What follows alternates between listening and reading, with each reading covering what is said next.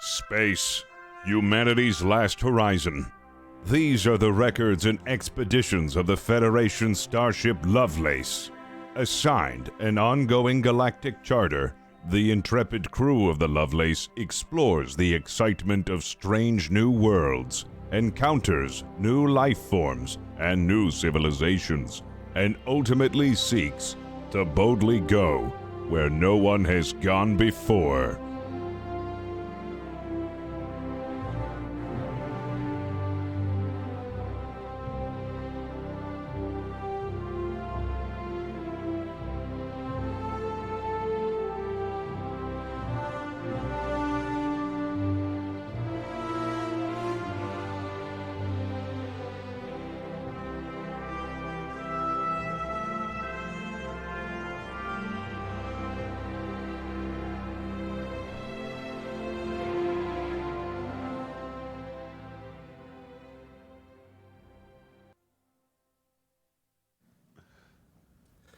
Hello, everyone, and welcome to... that was a little abrupt. Welcome to Star Trek Adventures Loveless here at twitch.tv/FableScraps. My name is Nicotine. I'm one of the people here behind FableScraps, and I'm here to tell you that if you're listening to this show on podcasting apps such as Spotify or Stitcher, know that we record the show live every Tuesday at 3 p.m. Pacific. That's 6 p.m. Eastern. I can definitely hear myself, and it's definitely because I left the tab open. So I was accusing, earlier before the show, I was accusing Locke of doubling, of like voice doubling, and it was entirely my fault. Yeah. I'm sorry, Locke. I'll see you in hell. We have a great show for you today planned, chat. Just so you know, the live audience here at Fable Scraps is able to affect the show in meaningful ways through the deployment of funds in exchange for two types of points. Star Trek Adventures runs on two pools of points. There is Threat, a pool of points that the DM may use to introduce complications or throw like a new wrench in the plans of the party, and a pool of points called Momentum, which is a pool of points the crew may use to re-roll or to gain an advantage in some certain situation. If you would like to affect this show, !coin in chat will give you a link where you can learn more about how to do that. So be sure to follow us on social media. We have a Twitter account. We've also got a Discord where you can see going live notifications and fan art. I think we're just about ready to start. Let's go ahead and give everybody a little shout out really quick. We're gonna go around and get everybody's audio levels figured out. If Fist sounds good, let's get some ones in chat. Fist, tell us a little bit about yourself. Hello, I'm Fist of the Walrus. I'm a roleplay streamer here on Twitch. I do a little variety every once in a while. I play Captain Eugene Lockstead, and I'm looking forward to today's episode. Get those ones in the chat, please. Please. Awesome. She'll yell at me again. Just kidding. No, she'll just blame me for it. It's just Locke's. It'll just be Locke's fault. Lock again. Damn it, Locke! Don't you fix his audio? Cry harder. You want to be a star, don't you? Oh God. Oh God. Locke. If Locke sounds good, let's get some twos in chat. Tell us a bit about yourself, Locke. There's nothing good. I'm Locke the Raven. I'm a variety streamer on Twitch sometimes, and you can also catch me on Fable Scraps' other show, Doomlore, a 40k story, on Fridays. And you can find me on Twitch and Twitter at Locke the Raven, spelled like it sounds. Awesome. All right, next up we have Aaron Black. If Aaron sounds good, let's get some threes. Hello, my name is Aaron Black. I am a author, and if you want to know more about that, you can find me over on Twitter at Aaron B. Writes. Awesome. Thank you, Aaron. Last but not least, Enovan. If Enovan sounds good, let's get some fours in chat. Hello there, I'm Enovan. I'm a streamer here on Twitch. Typically I stream roleplay and some variety games as well. You can find me at twitch.tv/Enovan. That's ENEVUN. Fantastic. Thank you so much, Enovan. And if I sound good, let's get some fives in chats. I think we're just about ready to get into it. Okay, here we go.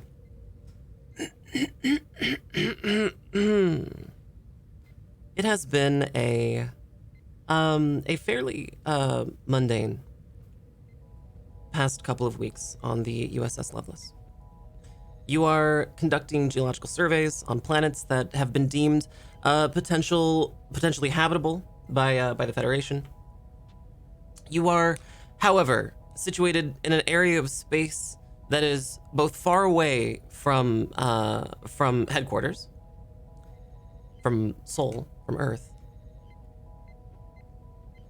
and an area of space that is sort of near the neutral zone, the Romulan Federation neutral zone. There's an area of space designated as neutral that is supposed to be a line that is not crossed, but as with all things, there is sometimes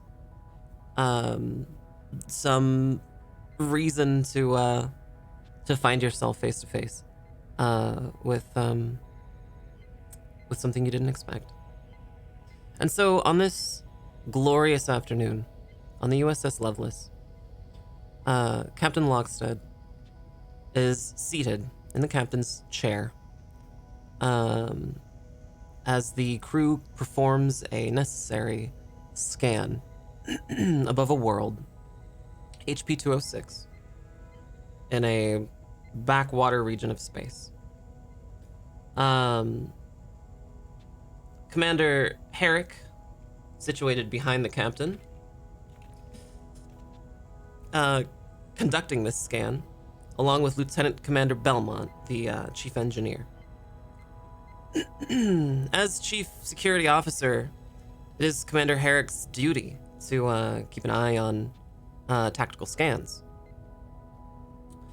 With the aid of Lieutenant Ram, who is at the helm of this Excelsior-class starship. How are you feeling, Ram? Feeling? How are you feeling, Ram? It's a Turing test. Well, technically, depending on how you're thinking about feelings, Ram isn't feeling anything. And why is that? Because he's an artificial crewmate.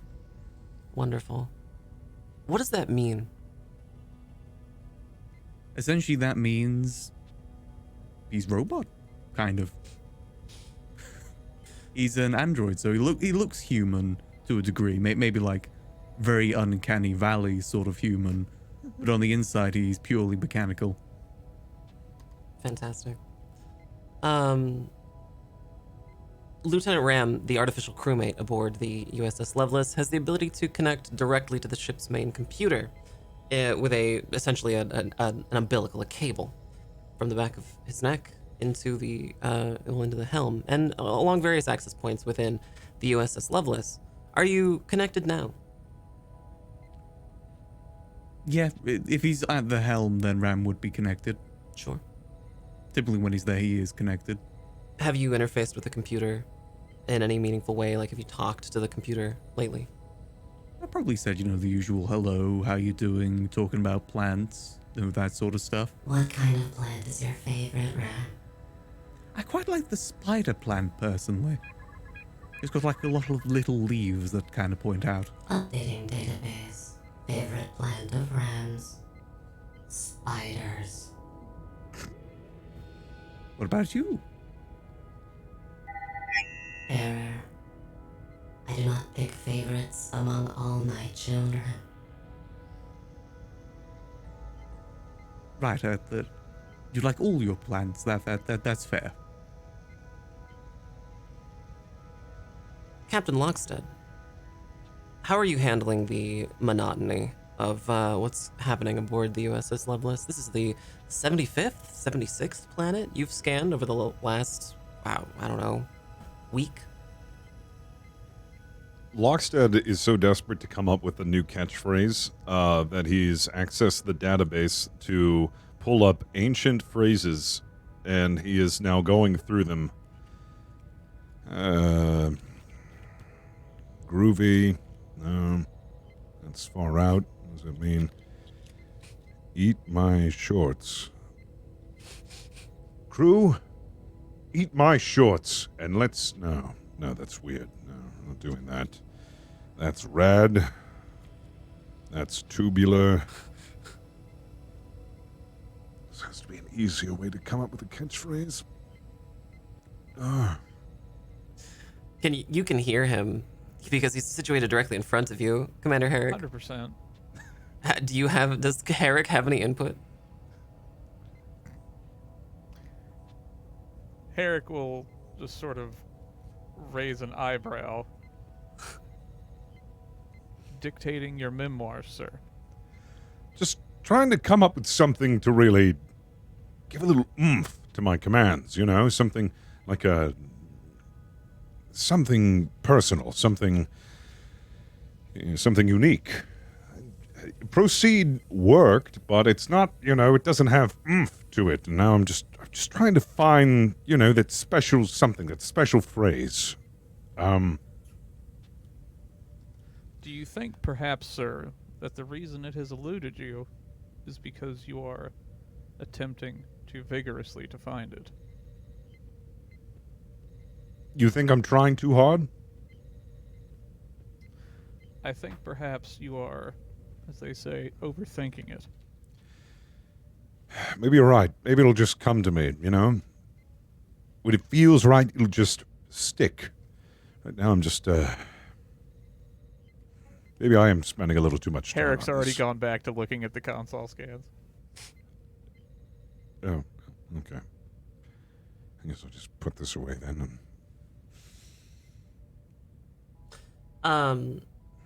Lieutenant Commander Belmont, you are also situated near Herrick. As the chief engineer, you're conducting a very important scan. This 75th or 76th scan over the last week. Do you have any? You've overheard this conversation. Do you have any input? No, I'm actually running a series of efficiency routines with some of the guys in engineering, having them go from different parts around the ship, and we're pushing electricity or anything through the system and seeing how fast we can create a loop and how more efficient we can. So every couple minutes or so, I'll wait for them to get back to me. I'll do a little test and watch how it comes out and watch the numbers. That's all I'm doing other than the scans. Really? That's very It's exciting. forward thinking. Yeah. It's incredibly exciting. Have you seen any success in your endeavors? Nope. No, not yet. Nope. Not yet. Interesting. All right. Well, best of luck. Suddenly, there's a sound. Captain, incoming communication from Starfleet headquarters. Okay. Send it through, computer. Sending on main viewer.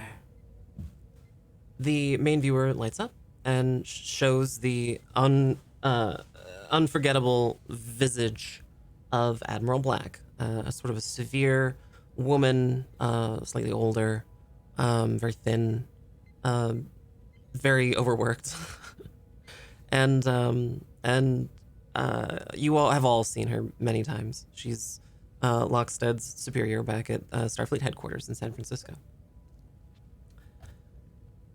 Well, Captain Lockstead, how's it going? How are you? How's the crew? Doing very well. How's the, what's the 411? Excuse me? How are things? I'm sorry. Oh, no, it's quite all right. Things are well. We just wanted to check in and see how the scans were going. These reports are incredible. You're discovering so many potential habitable planets. It's honestly maybe one of the, if not the, most important job here at Starfleet. Thank you very much. And we love to do it.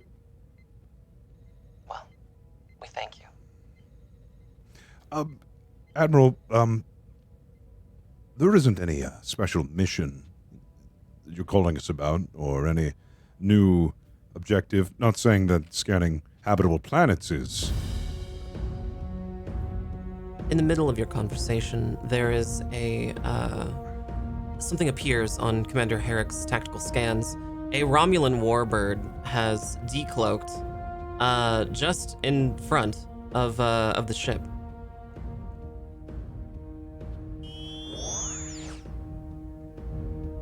Admiral, we're gonna have to call you back. What's happening? Is everything all right? A warbird just appeared in front of our vessel. I'll remain on sensors just so I can oversee it. Good luck. Blackout. And this view screen disappears, and in its place is replaced by an image of a Romulan warbird. The USS Lovelace is not a warship. It wasn't designed to carry armaments. It only has one photon torpedo bay situated in the back of the ship. Commander Herrick, what do you do? Well, first of all, would Herrick's console be able to tell him if they've charged weapons or anything like that? You could hostile. You would see on your scans that weapons are like power has been given to weapons, that the weapon systems are online. Are they primed or are they just hot? They're primed, but you know that Romulan warbirds generally always have their weapons primed. Mm-hmm. It's very rare that they don't have their weapons primed. So this is they do have their weapons primed, but it is normal behavior for Romulans. Captain, I am reading energy in the weapon systems. However, I would wager they are not here to start a fight at the moment. Let's hope so. Open up a hail to the warbird. Hailing frequencies online. This is Captain Eugene Lockstead of the Federation starship Lovelace. State your business. No response. That's rude. Hail again. Aye, Captain. Hailing frequencies online. Hello, this is Captain Eugene Lockstead of the Federation starship Lovelace. The Romulan warbird fires upon the USS Lovelace. You are hit.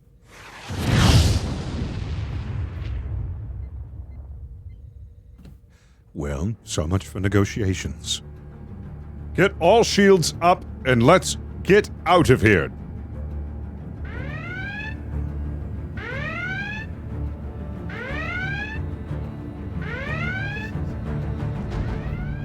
Belmont, Yes, Captain. how are we on shields? Shields are down due to the necessity of scanning this planet. The ship suffered a direct hit, and you know that critical systems have been injured, according to your readouts. You are unsure if your shields can come back online. However, Commander Herrick, you have identified a weakness in the Romulan warbird design that only the Lovelace's torpedoes, being as small as they are, might be able to exploit. There is one singular point on the warbird's hull that if you were to target and fire a torpedo, you may possibly be able to destroy the entire ship. Is it 2 meters across and lacking shielding? Yes. I would hope so. It is. Lieutenant Commander Belmont, decks 4 through 6 are venting oxygen. I would immediately push whatever power I could for emergency force fields around those decks. And then immediately after doing that, and tell the Captain, we've taken a fair amount of damage. Getting outward shields is going to be difficult. We've taken some damage on a few decks. I'm throwing up force fields right now to try and stop the loss of oxygen depressurization. What are our options here? We don't have any shields. You think we can divert power from scanners to get out of here, or you think we're going to have to fight back? Captain, Yes, Eric? my scans have indicated a small but exploitable flaw in the Warbird. A single torpedo may succeed in destroying the entire ship. However, it will indeed destroy the entire ship. Well, seeing the options that we have now, you think we should proceed with that plan and fire the torpedo and hope for the best? Our options are somewhat limited, Captain. Very well. Somebody man the torpedo, and oh, that was quick.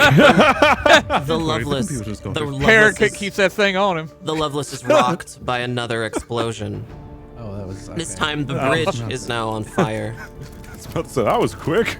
I thought Herrick just Deploying like, all right. emergency fire suppression systems. Fire suppression systems online. All right. Use that torpedo as a counterattack. If that... Stop talking like we're Barney Fife from Mayberry. We have more than one torpedo. We just we have, have one. one bullet. We only have one. It's Gotta one make it count. torpedo, and you don't get to load it till you're ready. All right. Well, Herrick would indeed target the vulnerable area and just send off the world's saddest lonely torpedo. All right. It's our only one. Commander Herrick, you're going to Oh send. no, Gregory's sleeping in there. We're gonna have you do it'll be a control and security roll with a complication of 2, and Okay. Oh my god. a I shot the ever-loving shit out of that torpedo. full critical success. Oh my god. It exploded twice. The Loveless lets out a not just one but three Now we're out of torpedoes. torpedoes. And immediately you can see on your tactical scan the torpedoes zooming towards this incredibly small point on the Romulan Warbird's hull. It penetrates their shields in a way that you've only seen on older models. And instantly, the Romulan Warbird that had appeared before you explodes. The warp containment field has been destroyed, disintegrated. The ship's hull is in tatters, and pieces of the Romulan Warbird are now raining down upon this uninhabited planet. All shots successful. Enemy target has been destroyed. Herrick, where'd we get the additional 2 torpedoes?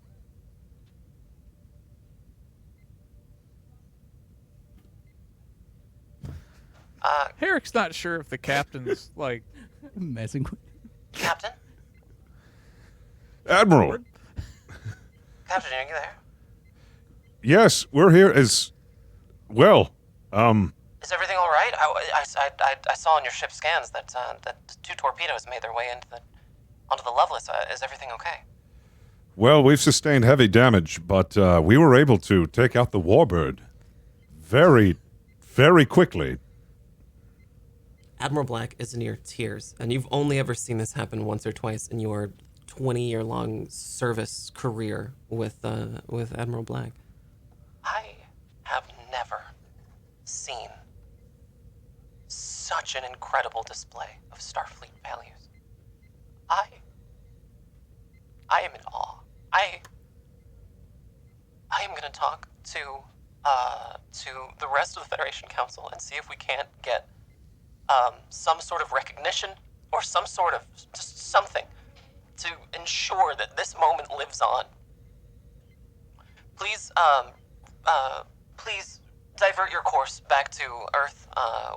We'd like to rendezvous at Starfleet headquarters for a ceremony at once. Of course, we'll set the course. Thank you. We'll repair the ship. Don't even worry about it. Do you have something in your eye, Admiral? No, it's just seasonal allergies. Oh. Okay. Admiral Blackout. Somebody pinch me. Thank you for calling Starfleet. I love you. Somebody pinch me that isn't Herrick. Herrick nerve pinches the captain.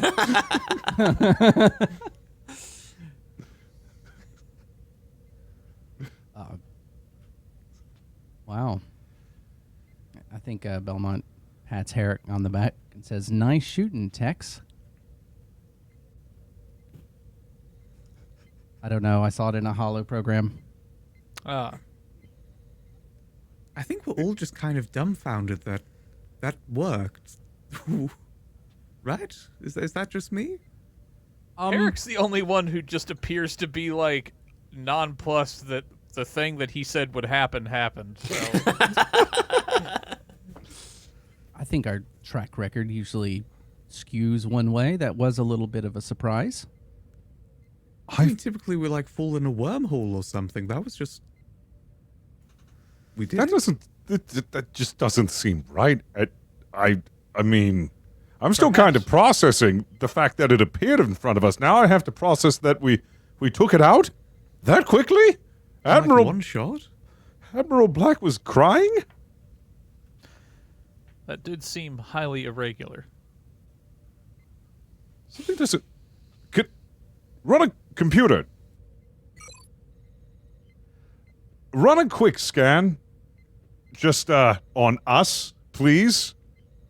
Running a level 3 diagnostic on the You Make think it's sure a we're still shared the realest. hallucination, Captain? bridge crew life signs nominal. So we didn't just imagine that. That happened. Okay, well, Belmont, Eric, let's get everything stabilized. Let's get the fires put out. Let's, The bridge is still on fire. let's focus on getting the ship not on fire and in ruins. And once we've stabilized everything, I guess we're going back to Earth. Aye, Captain. Deploying Let's get some- fire suppression system. It's a bridge covered in foam. It's a foam party. It is.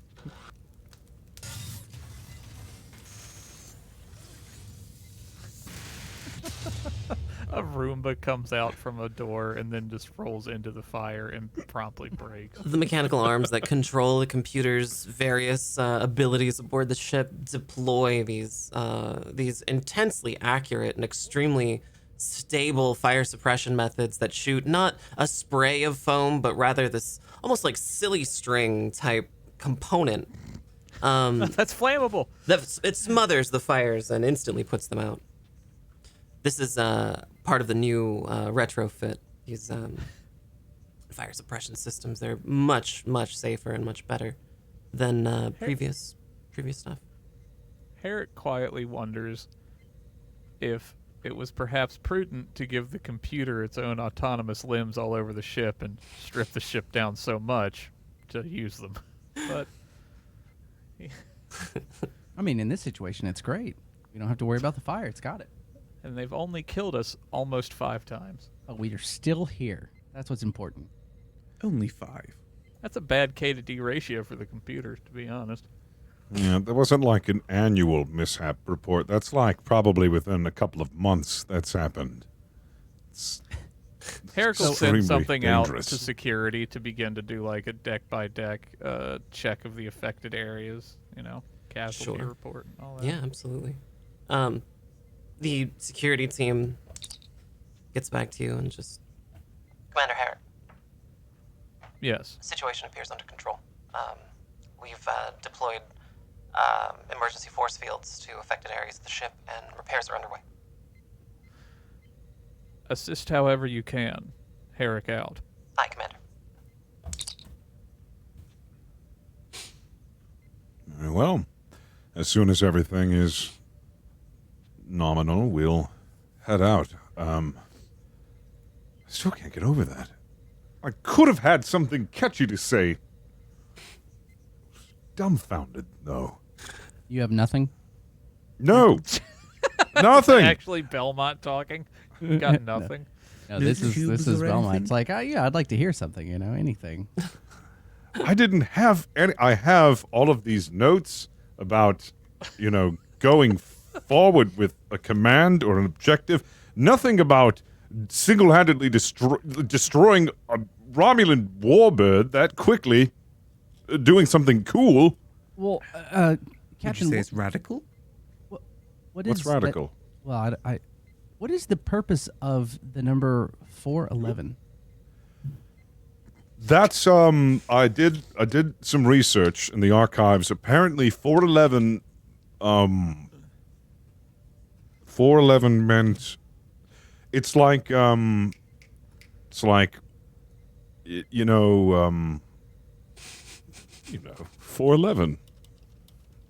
know that. I don't need to explain. Is it like a rule? Is it a regulation? I think Belmont goes over to the console and starts looking up any sort of regulations having to do with that number, spanning any of the species we know. Just to look. Regulation 411 Alpha Centauri. This regulation of Starfleet requires everyone aboard the specified vessel to carry communications badges at all times. Okay. So we can all talk to each other. And pass Affirmative. information. I get it. Affirmative. Now you're getting it. I get that. Okay. Yep. That's what yep, it's probably what it meant. Right. Some time passes. The engineers who are working on repairs, along with yourself, Lieutenant Commander Belmont, contact you.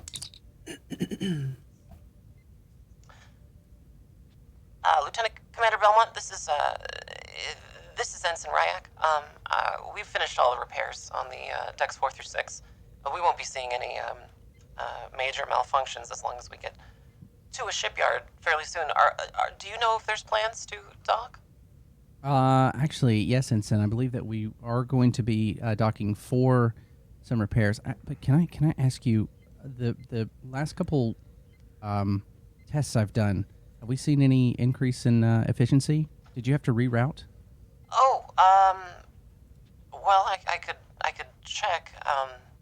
Personally, I haven't seen anything, but that's just, it's imperceptible, to me. So I could look on the computer if you'd like. Actually, that'd be fantastic. And sure. if you wouldn't mind, try and push it through a couple different decks and compartments. Let's just see if we can tighten up moving power from one location to another. Absolutely. Oh, sorry. Sellingson is handing me a report right now. It says, yeah, there actually have been some improvements. I can give you the full report later, but we That'd be actually are seeing fantastic. a couple of. All right, I'll have it sent to your panel up in the bridge. Yep, that's where I'll be. Wonderful. All right. Ensign Ryak out. Thank you, Ensign. Lieutenant Ram, you have coordinates plotted in for the Sol system for Earth. Computer? Take us home. Home undefined. Please specify home. To Sol, to Earth, it's technically home for... I guess it's not really home for me.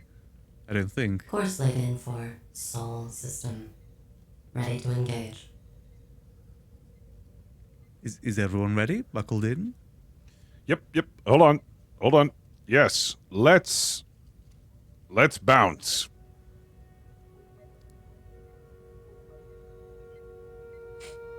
Okay. I'm unfamiliar with the term, Captain. Captain, the Flying, though. the gravity stabilizers should be. Hold on, let me check. No, they're stable. I'll be in my ready room. Warp coil discharge imminent. Just go. Oh God!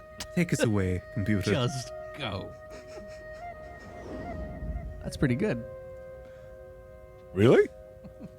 The ship Eventuate. the ship goes to warp. Repairs have been mostly completed, although there are many things that are still not exactly functioning the way that they should aboard the USS Lovelace after having its incredible encounter at HP 206. Did I say that right? Oh no. HP Now everybody knows you're a at fake fan. HP 206. That's not in the neutral zone. That's not in the neutral zone. It's the HP sauce galaxy. Actually, Worcestershire HP 206 is. Not there. It takes about a week at full warp to return back to the Sol system. In that span of time, what have you been doing, Lieutenant Ram? You know, I don't know. Ram would most likely just stay at the deck. In the bridge? Warp. On the bridge, yeah. Sit Sure. in the chair and not move for a week. Well, maybe he'll keep track of his plans and everything, but he's got no one to really visit on Earth. Certainly. Are there any interesting places you'd like to visit? You know that there's a botanical garden near Starfleet headquarters. It's rather famous. Better than the whales, yeah. Gets in a fight with whales. Ram would probably go visit there then if that's nearby. It is. It's actually just a few blocks from Starfleet headquarters in San Francisco. The famous botanical gardens there. So maybe you're in your quarters, planning it all out. Yeah. Lieutenant Commander Belmont, what do you do for this period of time? You know you're going back to Sol, back to think- Earth. Other than some of the little things that I'm tooling with the energy power distribution, I would have sent a message off to my my mother to let her know that I will be home soon, so she can prepare the house, as she likes to say, before I get there. Sure. What's your relationship with your mother like? Good. Yeah. Strenuous. She somehow simultaneously dotes on me and criticizes everything I do. Oh, so a mother. Is what Yeah, I mean it's any accolades I've gotten, come with praise, of course, but I'm sure I could do better in her eyes. Sure. Do you send her updates? Subspace Often. communications. I mean, I think if I don't get something to her at least once a week, she is fretting, and the communication I get back from her is not worth it. So I do whatever I can to keep her apprised of what's going on as much as I can. Sure. Where does your mother live? Michigan. Michigan. Okay. Commander Herrick, what are you doing in this span of this week? Herrick will be running drills with security, and then on top of that, doing security evaluation. Work. And then for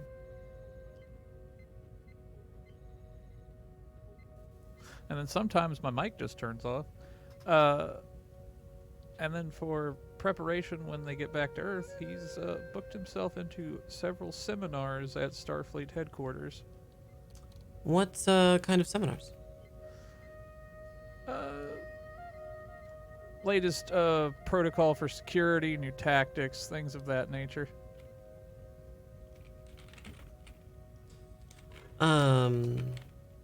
Sure. Yeah, that sounds great. So the drills, for their part, have been going very well. The security team aboard the USS Lovelace, under the command of head of security Commander Herrick, has been phenomenal. The tactical officer Commander Herrick has instilled a sense of duty and pride among your underlings, and the tactical drills that you've been running, although new and different, have shown an incredible capacity to adapt and learn in your direct area of expertise, in your workers, your tactical officers, your tactical. What do you call them? Your security team. Good Lord. I couldn't come up with. I couldn't figure out the name. My tactical homies. Your tactical homies. That is the official term. God, that's the My tactical posse. security team. There we go.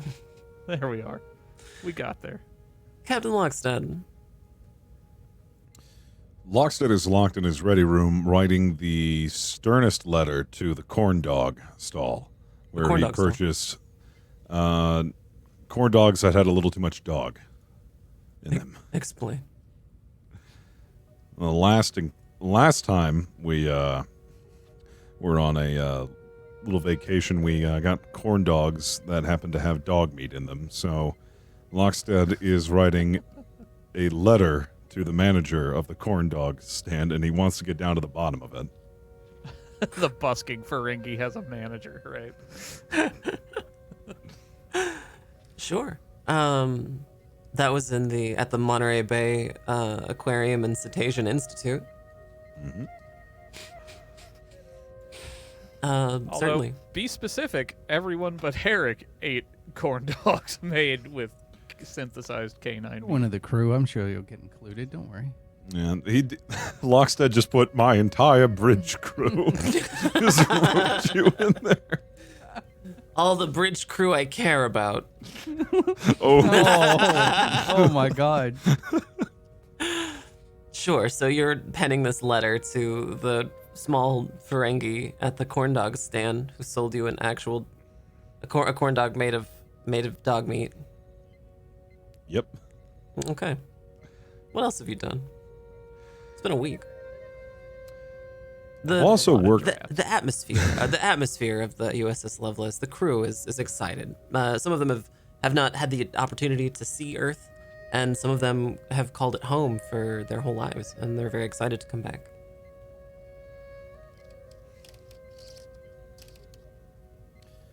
I'd imagine the rest of my time spent would just be a lot of, like Locke said, a lot of drafts. I want to get this, like, perfect. And it's ended up, it's turned into, like, a small book of grievances.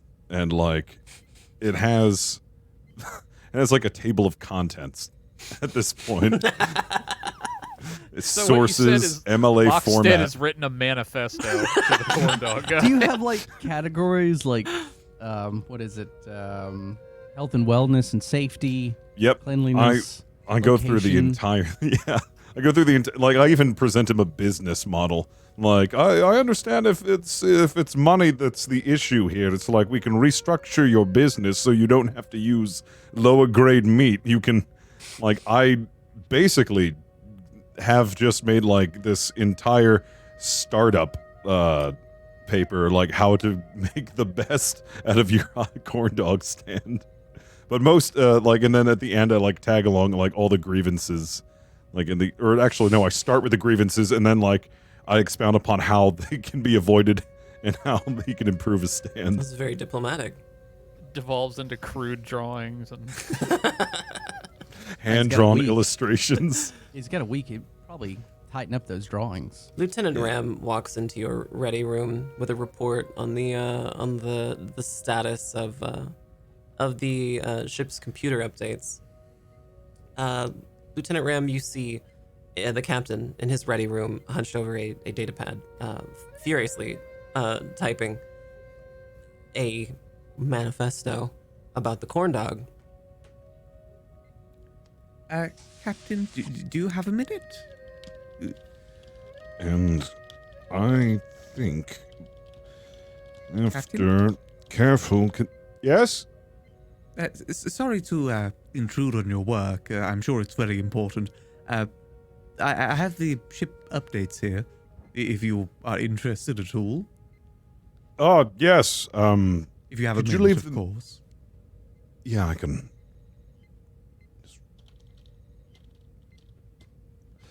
Yep.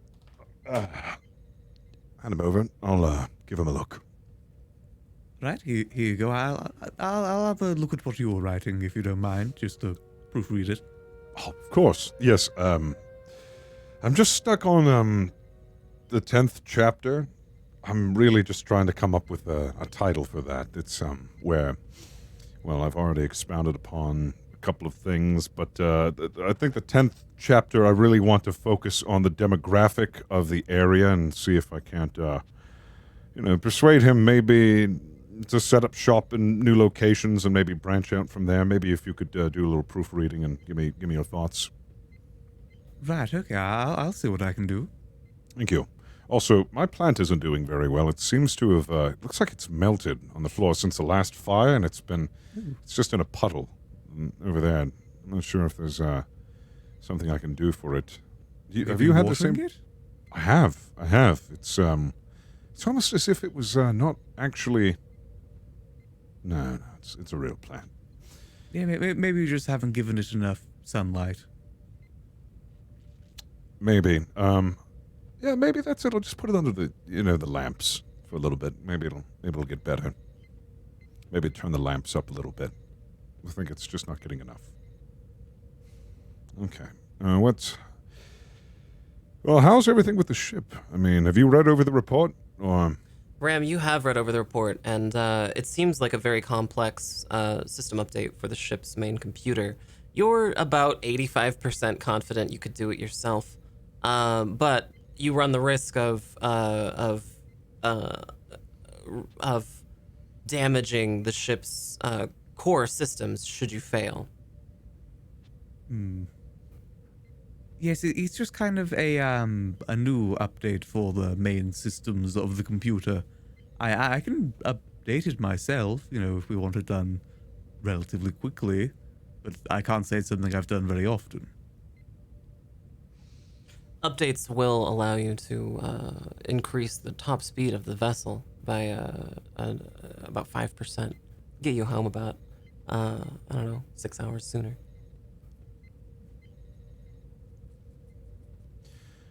If you're confident, you're more than welcome to. I can get back to my my letter, which is now turned into a small book. I might get this published, actually. Yes, I mean it is looking pretty good, Do you have a week title for it yet, or the Corn Dog Manifesto? it's not too catchy though, is it? No. Really want something that's a bit more catchier. 2 corn, 2 dog? 2 corns, 1 dog? No. I will think about it. I've got a couple of running titles. As bad as I am coming up with catchphrases, titles seems to also fall under that category, unfortunately. But at least I've gotten more progress with this than my catchphrases. I mean, you're getting there. I'm sure you'll find something eventually. I mean, maybe you could incorporate corn dogs in it somehow. Well, the whole book is about how you may improve your vending of corn dogs in the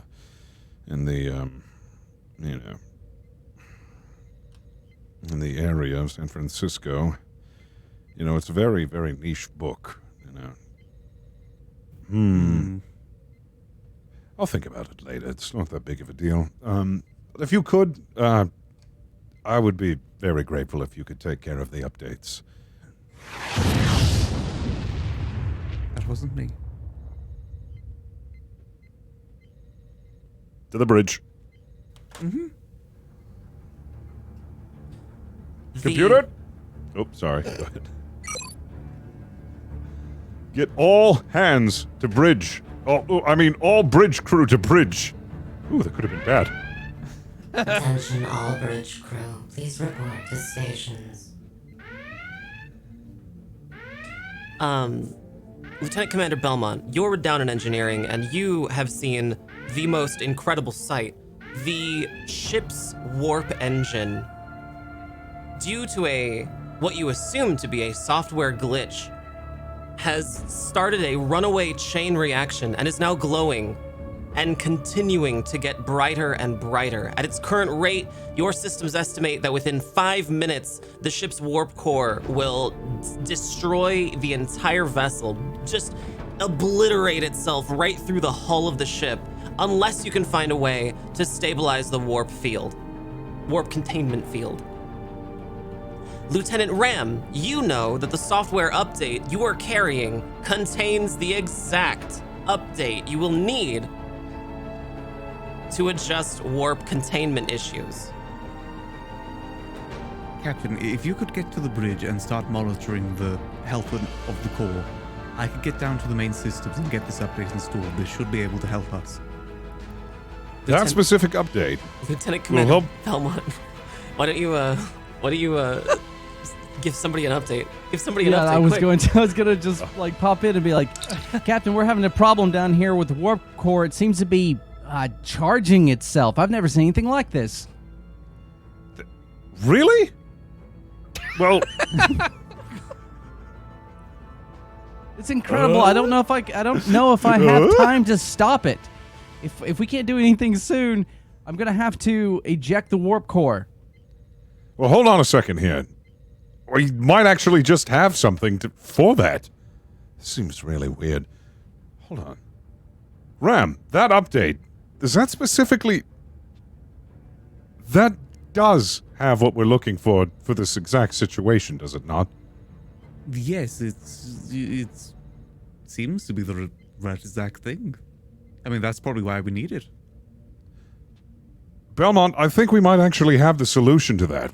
We just need to update. And Ram actually has that update ready to go. Well, I'll take that update as soon as possible. We have like Very well. 5 minutes. Well, I'll be over at the bridge crew. I'll see you soon. This is... All right, Ram. Well, get that updated as soon as possible. Something doesn't seem right. Is it me, or do you get the feeling that something isn't right about this?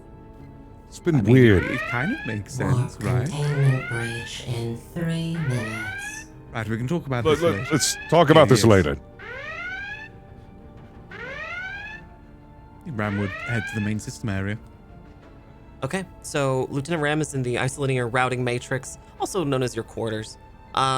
You see that the klaxons and the emergency systems are all in line. The main lights are mixed in with these red flashing emergency lights, and you see in front of you a server matrix, this large isolinear chip housing that looks sort of like an old-timey mainframe, except it's not spinning magnetic tapes inside. It's tiny little isolinear chips in this incredible array. And you know that your isolinear chip that you're holding is about 3 layers deep inside of one of these rows. You don't know exactly which one, but you can plug into the ship's mainframe through your umbilical and potentially find exactly where you need to go and install it. Yeah, I think Ram wouldn't try and like just guess it. Ram would use the computer to help him.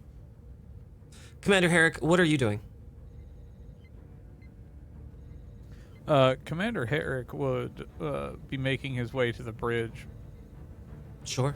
Lieutenant Commander Belmont, you're still down in engineering, or where have you gone? Yeah, I'm assuming that that the captain has gotten Ram or someone on the other thing, and I'm actively trying to divert power through the systems that me and the boys have been messing with to see if we can just get rid of any of it to buy any time that we can. Absolutely. So you're using some of this extra generated power to reroute it to the ship's main shields. Not deploying the shields, but in an effort to sort of contain the warp bubble just a little bit more so it stops expanding. And I'm trying to feed it in on itself. Right, exactly. It's in a sense. It's working, but only slightly. You still know that there's a very big problem that's going to explode in a matter of moments. But it is slowing it down, just not quite enough. Lieutenant Ram, you've plugged into the ship's mainframe and are attempting to locate the spot to swap out this isolinear chip amongst tens of thousands of chips. You see a virtual overlay of everything in front of you, like a HoloLens might. You know, you see exactly where to put this isolinear chip. You just now have to install it. It'll be a roll from you, Lieutenant Ram. Gonna do a let's see, I guess it'll be a daring and science roll. I don't think I'm very good at that. Oops, sorry. Hang on. No take backs.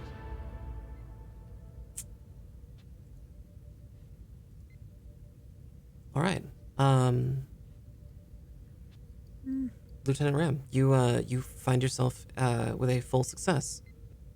You manage, barely, to slide your hand through a very small slot and deposit the isolinear chip exactly where it needs to go. The ship's klaxons turn off. The lights restore to normal. And you hear a message over the intercom. Warp containment field stabilized.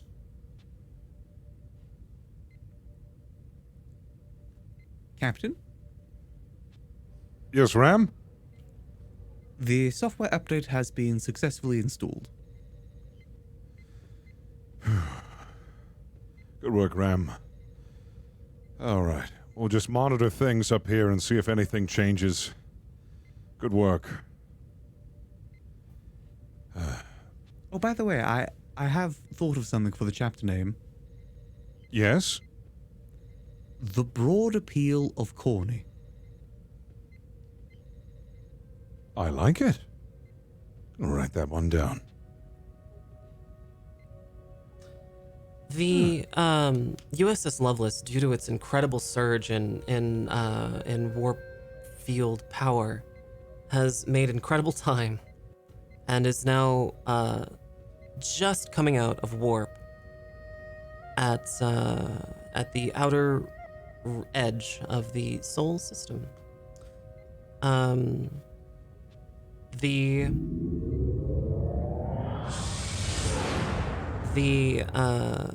main viewer lights up, and you are treated to an image of Pluto, an icy rock that orbits the Sol sun.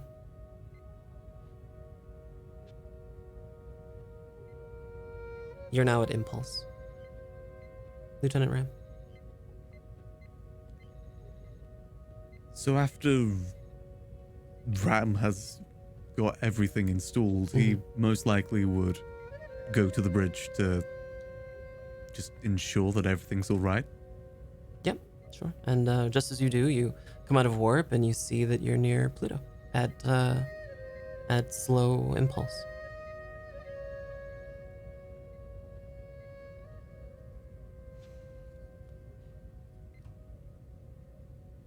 Are we still sort of split in different areas right now?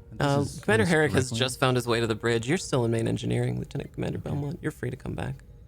Yeah, I think after the everything calms down in engineering, I would make my way back up to the bridge. Sure.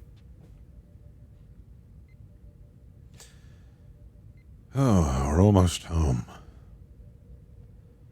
Well, Captain, I'm going to need to do some diagnostics on the warp drive. I don't understand exactly what happened. I don't know why it was feeding itself energy the way it was. And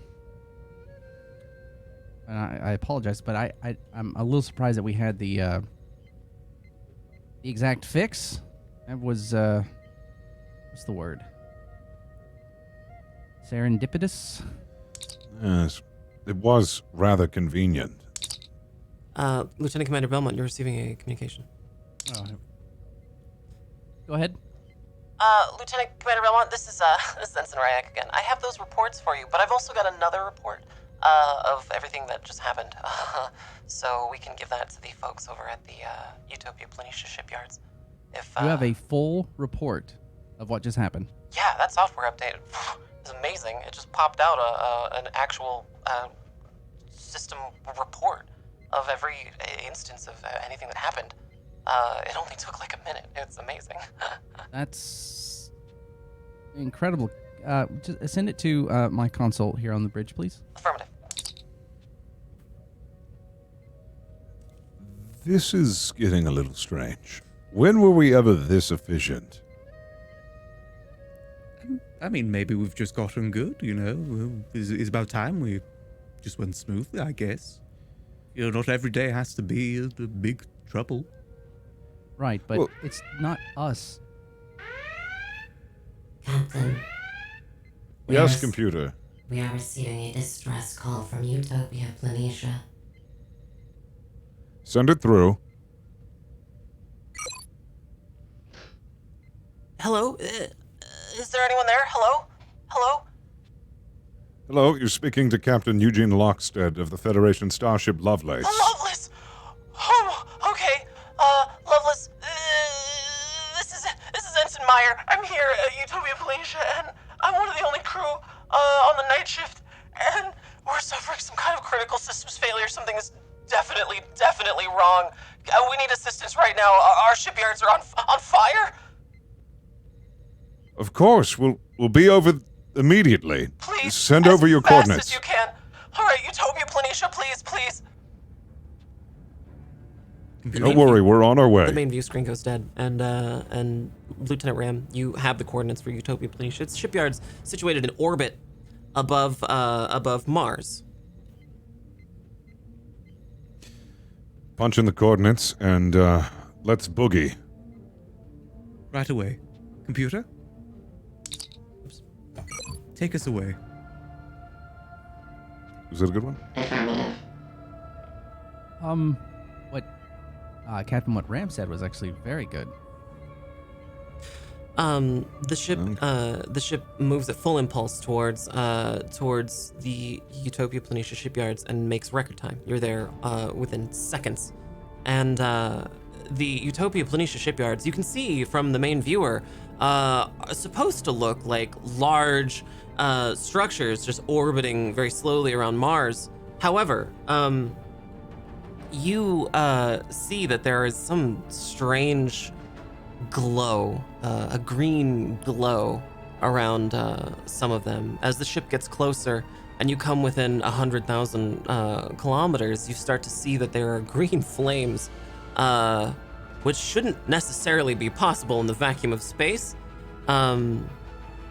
Just engulfing one of the shipyard main construction arms.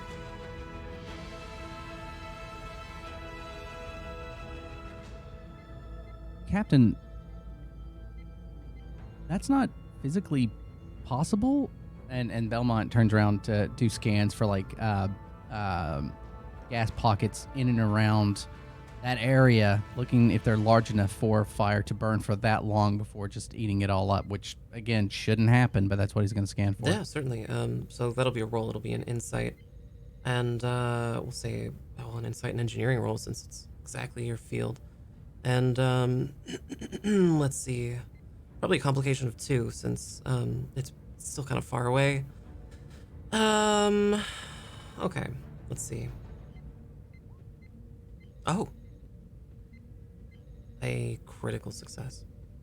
The the scans you're seeing are not just the basic like blueprints and molecular structure of the entirety of Utopia Planitia, but it's zeroed in on exactly what this problem is. It's a type of new alloy that was created at Utopia Planitia in the atmosphere, but when brought into space, suffers from a heating issue, and the very particular metallurgic alloy does heat itself to a point that's very near what thermite could, and is actually able to catch fire in the vacuum of space. It is melting, and you know that the fire suppression systems that work inside of the Lovelace can also be deployed outside of the Lovelace. You have the ability to smother it. Right. Captain, my scans have given me a fair amount of information. We can actually turn our fire suppression system outward and essentially turn the ship into a fire extinguisher, and we can just fly from point to point and put these out. Is there any alternative way for us to put the fire out? Just curious. I know that's the most efficient way. An alternative way. Lieutenant Commander, you understand that one way to mitigate this issue would be to excise, using the phasers on the ship, to excise the burned slag away from Utopia Planitia, and then use the tractor beam to contain the chemical reaction, and that way it wouldn't spread. Absolutely, Captain. We could sort of treat it like a cancer and cut it out if you'd like. Okay. And how much... I mean, are you going to be in full control of everything while that's going on? Just curious. Like, how tedious is this task? Well, full focus? depending on what we do, if we put it out, Lieutenant Ram's going to need to fly us around, and I think Commander Herrick would probably be best suited for either the fire suppression dispensal or the beams themselves to cut it up. Herrick, I'll give you control of the beams. However, I'm going to blindfold you. What? Yes, I'm also confused. What? Just do as I say. This is Utopia Planitia. Ensign Meyer, please help. It's starting to get really hot in here.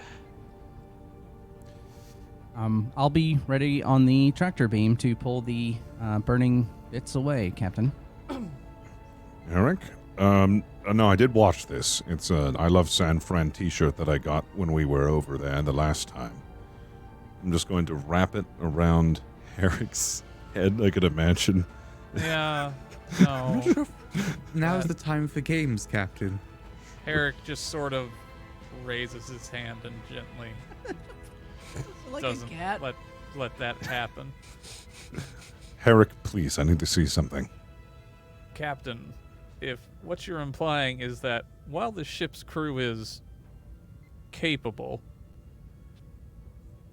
it is highly irregular that we are this capable. I need to try something, all right? Do you trust me? Herrick doesn't even look at the console and instead just types in or dials in the phaser bank while looking at the captain and hits the button to begin the cutting. Herrick is extremely skilled at being a tactical officer. You run drills regularly, and you run drills in the dark sometimes. You've run drills blindfolded before. You do so in hope that, not in hope, but in the expectation that someday you may not have all of your senses, including your sight, and need to perform your duties. This is a task that you've done hundreds of times, maybe thousands, in the course The of your old duty. on-fire spaceship task. You know exactly how to fire phasers and where to fire them and how to target things whilst blindfolded. Go ahead and let's see a roll here for, we'll say control and security. Actually, you know what? We'll say daring and security. With a complication of, well, a complication of 2. I think that makes sense. Let's see.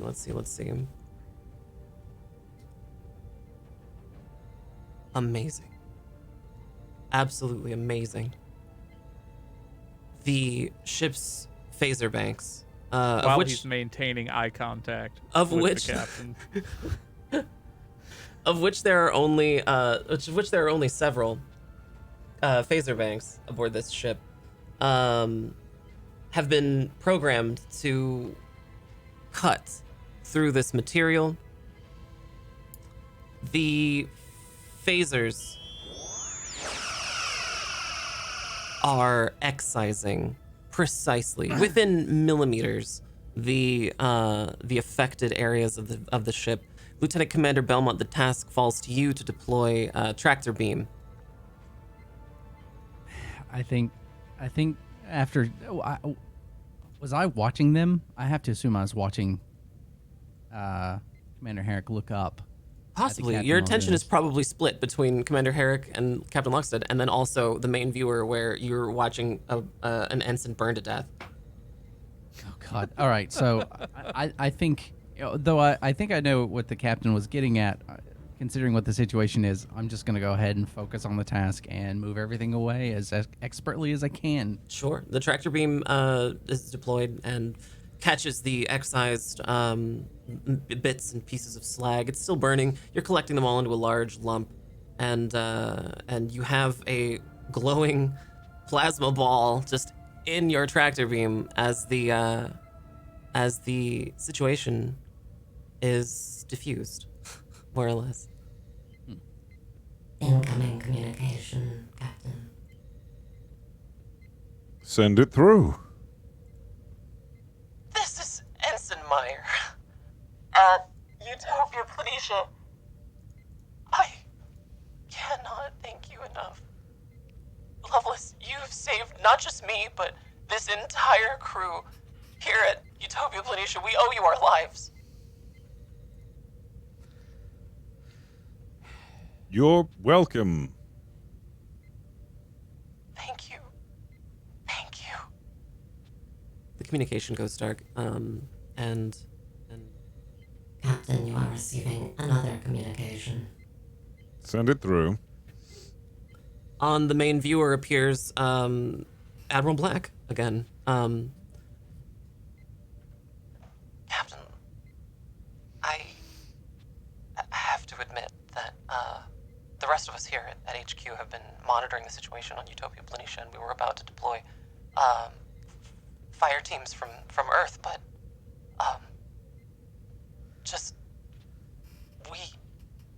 I'm at a loss for words. I've never seen such heroic action take place so close to home. Thank you, Captain and crew of the Loveless. Please report back to Starfleet HQ. We have a lot to discuss. We're setting up a celebration. I'm in your debt. Thank you.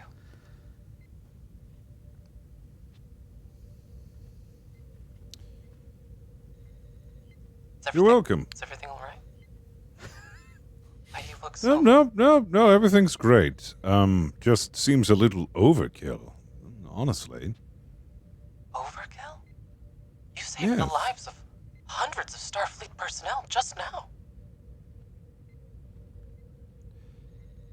Do you feel like this is a little too much? Captain, when was the last time you've been home?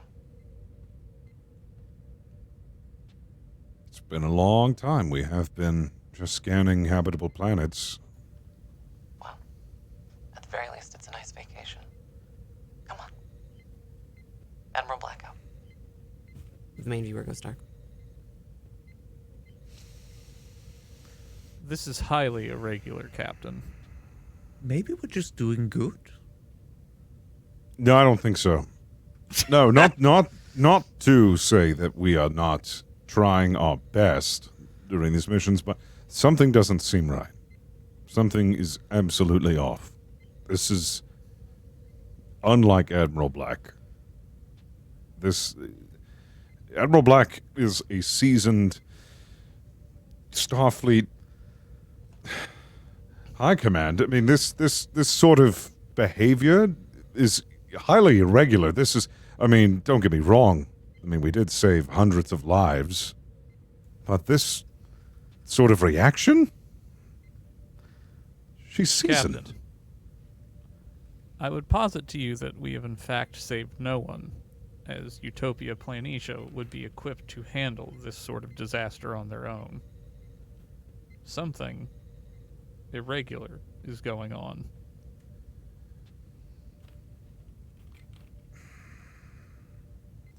I agree.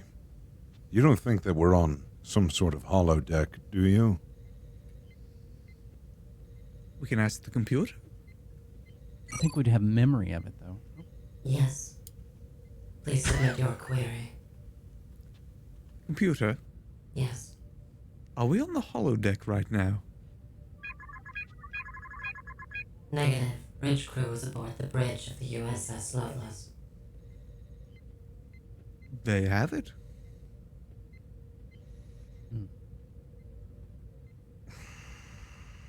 It could just be we've got lucky, you know. Just because something is 1 in 7 trillion doesn't mean that it can't happen. Ram, you're being far too optimistic about this. This is more than just a coincidence. Don't you find it very odd how everything has been lining up? We've destroyed a Romulan warbird with one volley. We were able to fix a catastrophic meltdown with a simple update. We have had absolutely everything just set up for us, as if it were set up on purpose. Along with what you were trying to do earlier with Commander Herrick, maybe the next situation, which is likely to arise at any moment, maybe we'll just be prepared for that. Maybe we should blindfold the next person that needs to do something, see what happens. Well, Herrick was able to execute that without even looking at the console, but then again, Herrick is Herrick, so, I mean... But maybe we should all include ourselves. Herrick nods. We should all include ourselves in this, because sure, one is an anomaly, but I think the more of us that are blindfolded, the more improbable it is that nothing's going on. Captain. Or I can take it a step further, and I can open a hail up back to Admiral Black and just... Captain. Yes? You're receiving a text communication from Admiral Black at Starfleet headquarters. Nice. Send it through. Your data pad, your data panel on your ship's captain's chair lights up, and just all it says is "wear something nice," and it gives you the date for and the time for the ceremony. You see that you have about 3 days of shore leave before you attend the ceremony. It gives Starfleet some time to set up and get invitations out and everything, align schedules, such. But starting now, you are technically on shore leave. You're allowed to dock the ship at the Starfleet docks above San Francisco and take a shuttle downstairs. Downstairs to Earth. I don't like what's going on. There has to be something, and we're missing here. I guess for now, let's take our shore leave and let's keep our wits about us. Maybe this could be a coincidence, but I'm just not buying it. It might be best for us to not go into any locations that require us to remove our communications, just in case. Agreed. Should stay in close quarters with one another. Make sure that we don't get separated, just in case. Right. So do we want to spend our shore leave together? I was going to go Yes. to the Botanical Gardens if anyone wants to come with me. I do need to go see my mother. We can do that. Yeah, we can do that. You'd like to And- come along? Of course, as long as you don't mind coming along with me to deliver this manifesto to the corn dog vendor. Not at all. I still think you shouldn't call it a manifesto. Yeah, Might it's be probably sending the not a wrong good idea. message. Yeah, maybe we'll just instead call it a well-informed Give it a fun pamphlet. name. Give it like a fun, catchy title or something so people remember it. Corn Dog Empire? The From wonders stick of to food. wallet? The wonders of food on sticks. Corn dog hold the dog? Corn dog hold the dog. That would just be corn. Which is good. Yeah? Yeah, well, 10 facts about corn dogs you never knew? Ooh, that one. Herrick's gone back to his station. Number 7 will probably shock you. As the crew debates Captain Lockstead's naming convention for his corn dog manifesto. For the corn dog manifesto, the USS Lovelace, piloted by Lieutenant Ram, makes its way to the station, orbiting in geocentric orbit above Starfleet headquarters in San Francisco. the ship docks, and shuttles are arranged to bring the crew down for shore leave. Is everyone going in the same shuttle, or are you taking separate shuttles? What's going to happen here? Yeah, I think we would probably try and stay together as much as possible, and just go from one place to the next together, depending on what we had planned to do originally. Sure.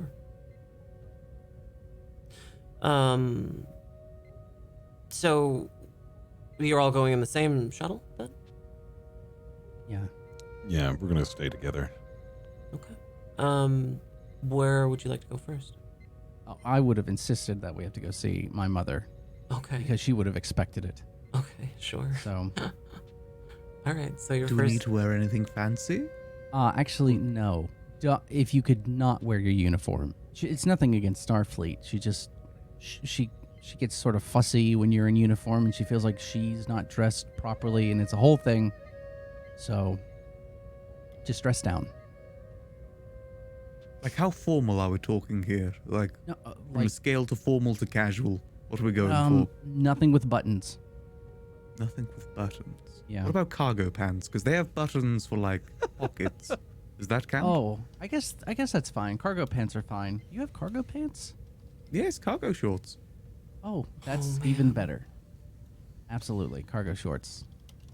I'll I join think- you in cargo shorts. Yes, I think I will be also wearing that, but I will be wearing, with that, socks and sandals. Is that that must be an older style? I'll do the same. We could just have matching outfits. Yeah, you know what? You know, a shirt that says "Not Starfleet." She will love that. I'm going to wear an "I'm with stupid" shirt. Oh, No buttons. We No all wear Belmont's that. mom was Amish. what was that? A What, Mennonite. what did Enovan say? What did you say? We all have the same "I'm stupid" shirt, so it just points around in a circle. Oh yes, that's good. I like that. Herrick will wear Vulcan robes and not is socks expected. with sandals or an I'm with stupid t-shirt. I don't know. I feel like socks with sandals is a very Vulcan thing, right? I mean, think about their footwear. That's pretty close. If he's wearing them, you're not seeing them. Okay, fair enough. I have these lederhosen socks, and I'll just ride up all the way to my knees. I think I'll wear that. Oh my god. So And it'll some be like- Bermuda shorts. All right, well, You've gone full like single dad going off this. So you're all picking out outfits to wear down to your shore leave on Earth.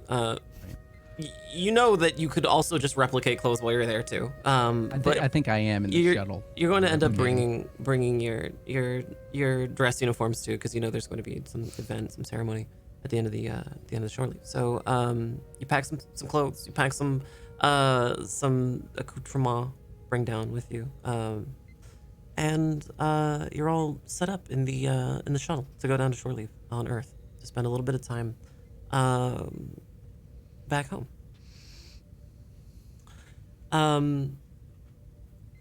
We'll be back in another 5 minutes or so with the second half of Star Trek Adventures Loveless. In the meantime, hit up our Discord, hit up our social media. We'll be right back after this very short break.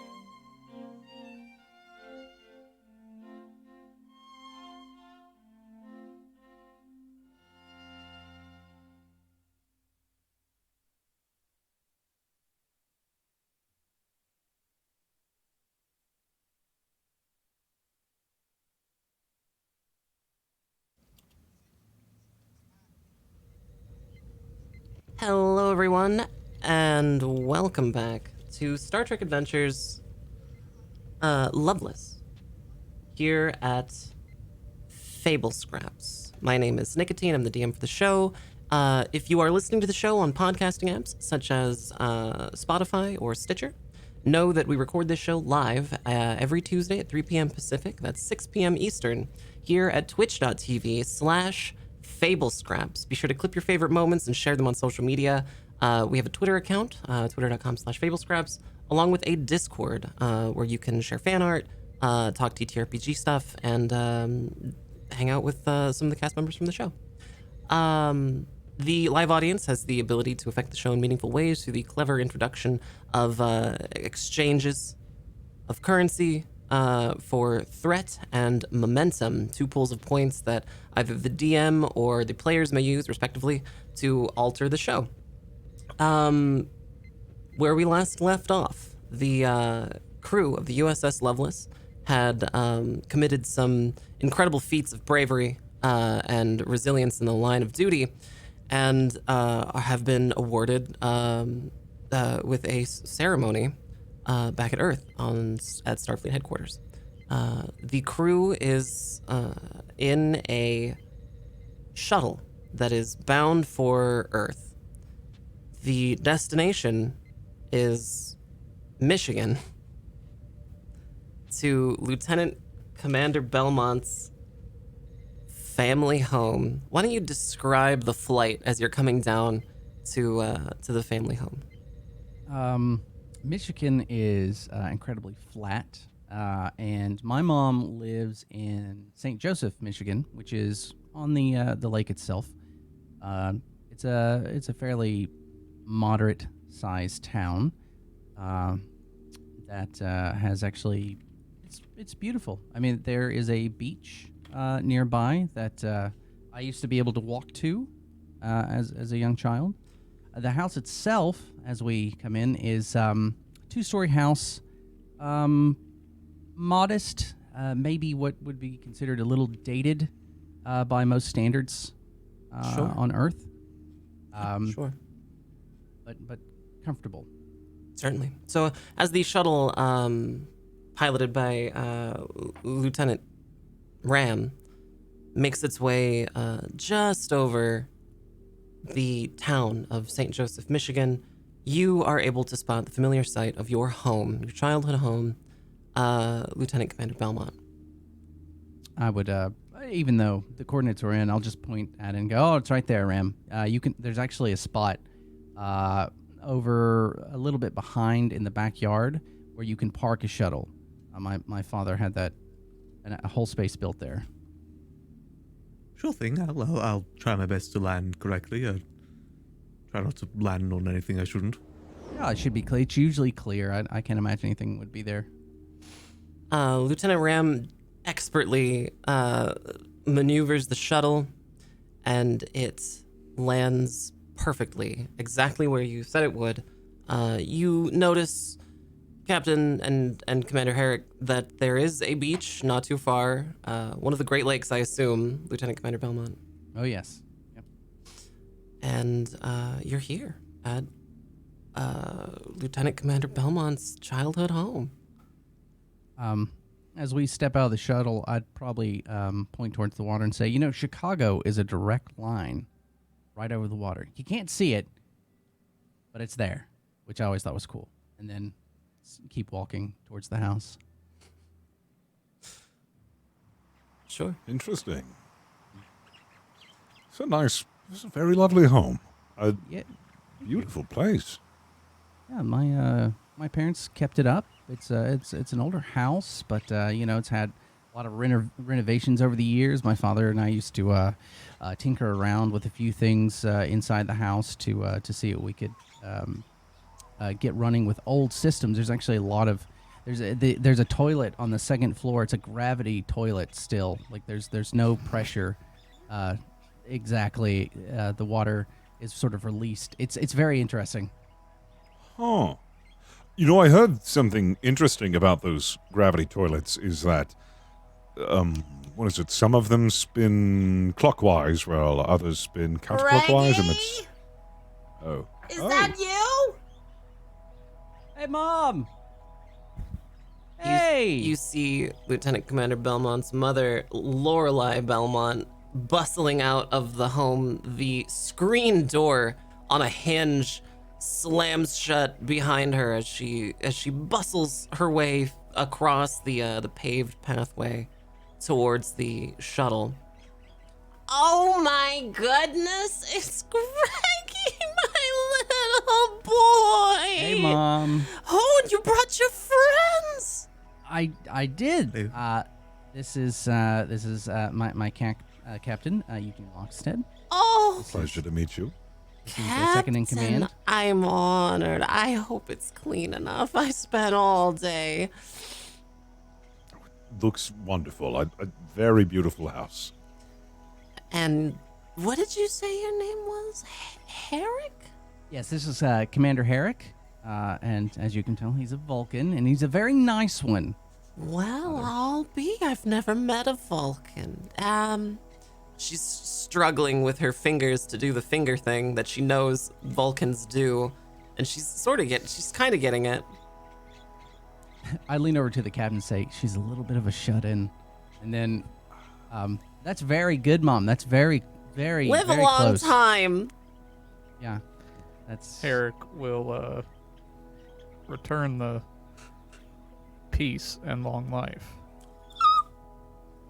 Did you hear it? He did the thing. Yeah, well, because you did it so well first, Mom. And Is this, everything okay? Are you sick? She's looking at Lieutenant Ram. Are you okay? he's actually an android. That's just my face, ma'am. Yes, it's a pleasure to make your acquaintance. Are you cold? Do you want something? I'll make some tea. Who wants tea? Oh, I would love some tea. Well, come on in. Let's make some tea. as we go in, I warn the captain. I say, Captain, it's very sweet, just so you're aware. It's very sweet tea. Oh, is it like blueberry green tea? No, or, it's like it's pretty nondescript tea leaf. I mean, she replicates it, and it's not sugar, but it's gonna taste like a lot of sugar.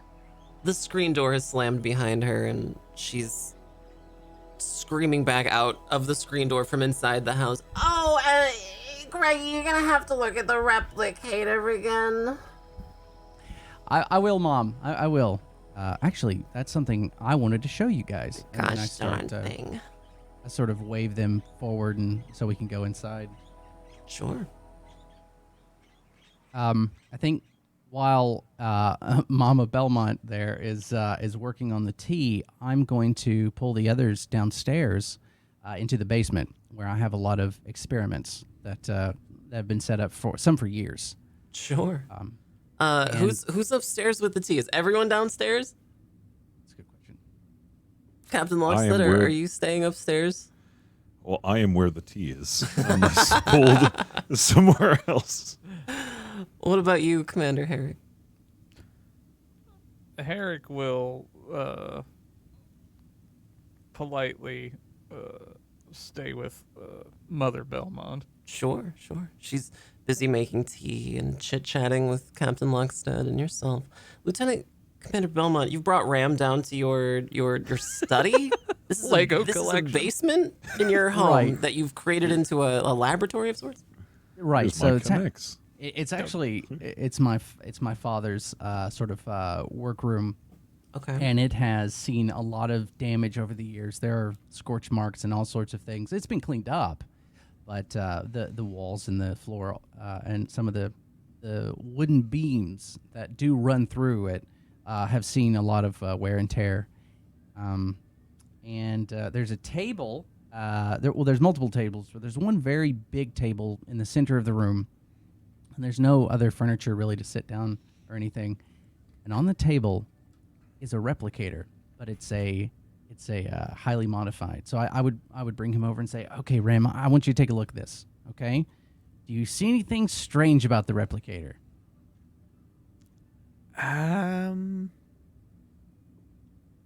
Would Ram see something strange? Yeah, it would look a mess. There'd be wires and all sorts of things. I mean, if it's functional, then it's nothing too strange about it. Well, and then I'm going to turn it around, and in the space, because the replicator is essentially a box with a cavity inside of it for things to build themselves within whatever you ask for. This one has components of a phaser integrated into this space, and I go, okay, now I've never gotten this to work, but, and I turn it to a spot over on the far floor, and there's essentially a target, and I essentially say, Earl Grey, hot, and wait for it to turn on. And the goal, it's supposed to essentially project a replicated item across a space instead of within a confined space. But I've never gotten it to work. Sure. Have you made any adjustment to it whatsoever? No, I just came in and immediately tried it because I know it's not supposed to work. What the only thing it's ever done is it has discharged and pieces have flown out from that space. Sure. Yeah. So you've basically switched on a machine that you have been experimenting on and tried to see the result of it. Yeah, the only thing I've done is turn it and moved it in that direction since I've gotten down. Okay. Yeah. Let's get a little roll here. That'll be a insight and engineering roll maybe. It'll look like this.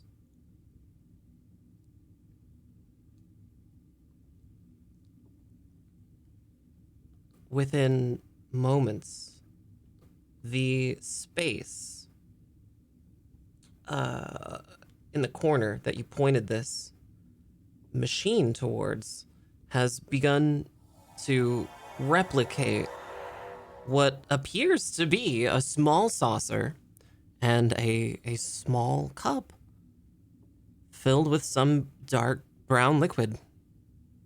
I'm going to look over at Ram with my eyebrows raised and say, it's never done that. And then I'm going to walk over to it and pick it up and smell it. Did you not want it to work? Well, no, you don't. Okay, so, and I'm sure you're aware of how replicators work. It was designed to use a projectile force, but with the base components to focus and build in a separate space. It's sort of like using a mirror, to redirect a light.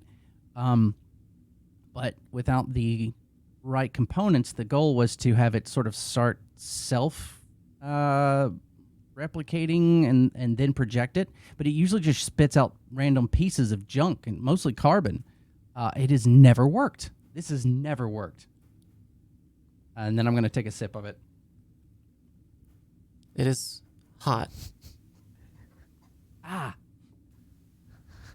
Wow. Wow. It is also Do you think your mother delicious. could have fixed it, or any idea why it's working now? She's not really adept at this sort of stuff. I mean, I might have bumped a wire, and I'm going to go back over and start looking to see if I hit something, if I move, if I dislodge something. I'm just looking around. Sure, yeah. You've peeled back some of the shell part of the device and have seen a couple of stray wires and theorized that when you spun the device around, it could have connected a thing that wasn't quite connected before and caused it to work. So turning the device made it work. Of course. It just needed the power regulation to go through. Oh my God, all these years. So you're saying that it hasn't worked for years? No, I mean, and now all of a sudden it is working. Right. This is a project that I have been, I thought of this in my teens, essentially. The idea behind this anyway, and this is incredible. Wow. I can't wait. Right. I gotta write a paper. You hear some cackling upstairs. Oh, let's look at another one. We should probably get up there and save them. If I'm correct, they probably have some of pictures of me as a child without pants on. Let's go. It sounds like we need to save you, not them. No, I'm used to it. Your mother has put on some music that she thinks will amuse her guests, and has sat Captain Lockstead and Commander Herrick both at the sofa in the living room. They both have cups of tea.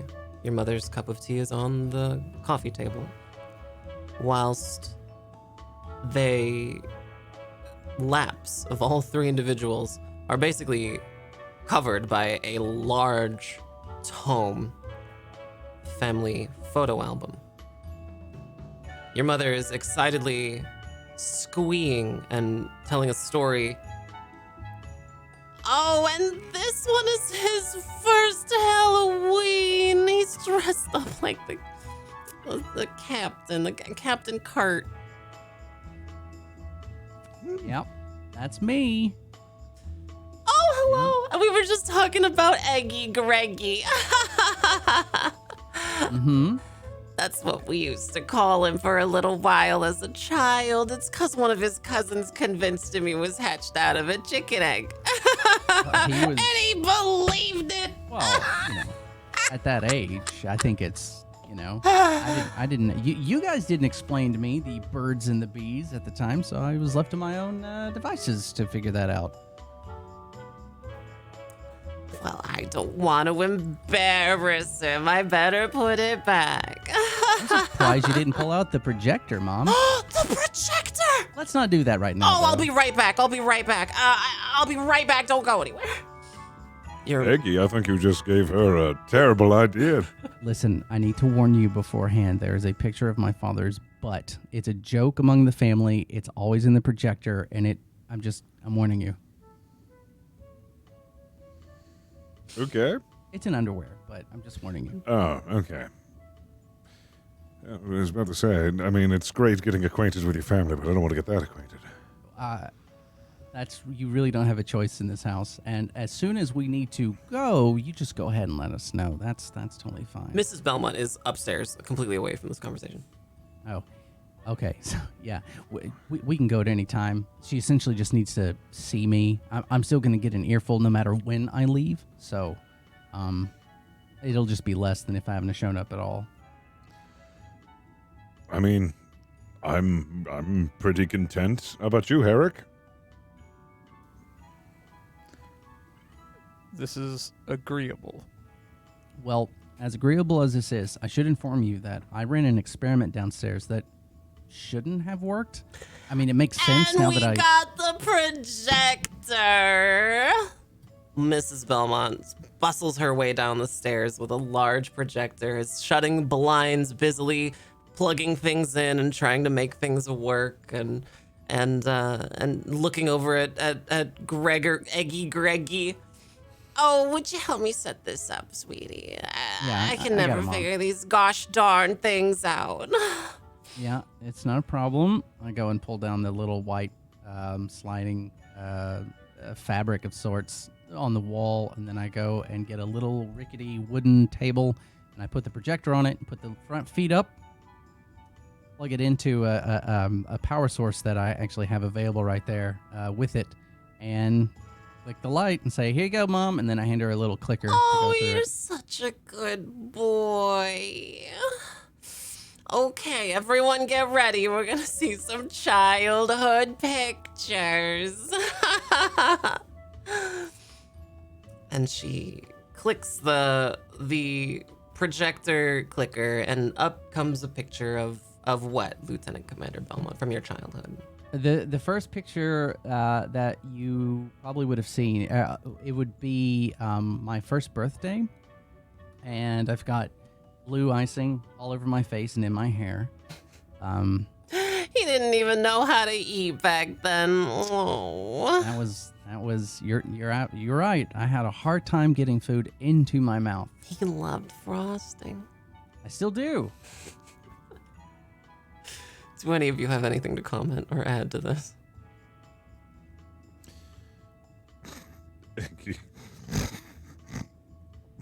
Eggy. Oh, that's a good one. Yeah, it was less good when some of the local kids heard about it and they thought it meant egghead. She and clicks then- the next button, and the next slide shows up. What is the next slide, Lieutenant Commander Belmont? And the next slide would have had me a little bit older, first day of school. I had a little lunch pail that I guess had been in the family for generations. It was it's very faded and scratched off, but there's it says He-meh on it. We don't know what it really was for, or like what that's supposed to be.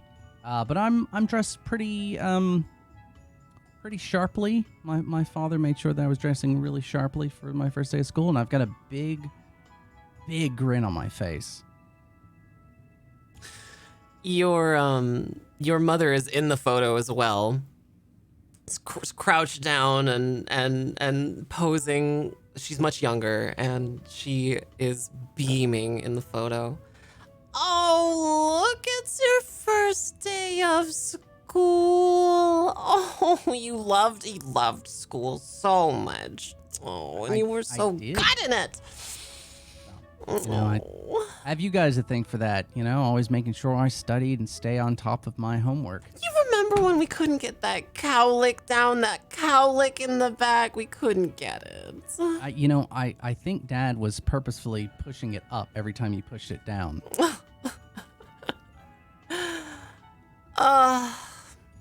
Memories. Any of you have anything to add? Well, this is quite lovely. How many slides are there? It's curious. 75 or 76, I think. Yeah, it's around that number. Oh. Okay. Next slide. Oh, just a couple of more. We have that She clicks. remember we have that meeting, Belmont. Do clicks you the remember? button. Oh yes. And this next slide is my father's butt. This in next a, slide is Lieutenant Commander Belmont, but not in some childhood memory. It's Lieutenant Commander Belmont, but Lieutenant Commander Belmont is not clothed. Lieutenant Commander Belmont is not awake. Lieutenant Commander Belmont is barely Lieutenant Commander Belmont at all? Lieutenant Commander Belmont is not right. Oh my goodness, I'm so sorry. And the machine fizzles and breaks. These darn things never work quite right. I can never figure it out. Can you take a look at this thing, honey? Oh, okay. It's so nice having a little helper around again. Oh, I've missed it so much. Did you look at the replicator? No, actually, I was messing with the one downstairs. I will do that, and I guess I can do that first if you want, Mom. I'm looking at the rest of the crew going towards the where the picture was up on the wall. Your mother stands up and, oh, my back again. Oh, I'm so sorry. I might have to go lay down for a moment. You can entertain your friends for a while. Absolutely, Mom. You go ahead and lay down. You're such a nice boy. I'm exhausted. I'm gonna go upstairs. It was wonderful to meet you, Captain, and Herrick, and you. Bye-bye, sweetie. Bye, And Mom. she hobbles her That's way it. back upstairs. That picture is not supposed to. That is not a picture that's in this group. And I think Belmont would go over and look for the slide and start pulling them out one at a time, looking for that one specifically. Putting it Yeah, up you to the light. found the slide. It's your dad, and he's naked, just like you thought. Okay, so I'm gonna bring it back over to everybody and be like, okay, look, I'm sorry, and then I hold it up to the light and say, I didn't see this when this popped up. Did you see this? It Your is dad's the butt? exact same pose as the thing that you, like what you thought you saw it's the same pose. Possibly be There's that a way? naked person there, and it looks kind of like Lieutenant Commander Belmont because it's Lieutenant Commander Belmont's dad. Right. I mean, I'm sorry. I don't know. There's something about this. Maybe I'm wrong. Something about your dad's butt? No, the image looks strange. I don't know. Maybe. And then I go and I put it back in, and I think I look at a couple more, and then I just put them back. I don't know. I do need to fix this thing real fast, and then go take a look at the replicator.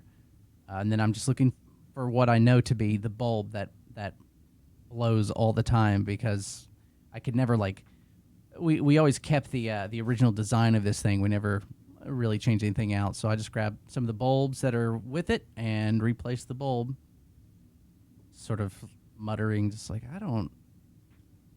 maybe I didn't see. I don't know. You guys are welcome to sit. I've got to go look at the replicator real fast in the kitchen.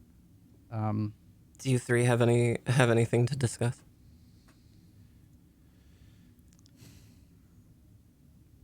We did. We saw that too, right? It wasn't just Belmont. Yeah. But you're unfamiliar with this type of technology, and you understand that there can be sometimes imperfections in lenses, and it's nowhere near the quality that you would see in your data pads, for instance, or holograms. So it's understandable that the quality may be degraded, and perhaps there's some kind of error.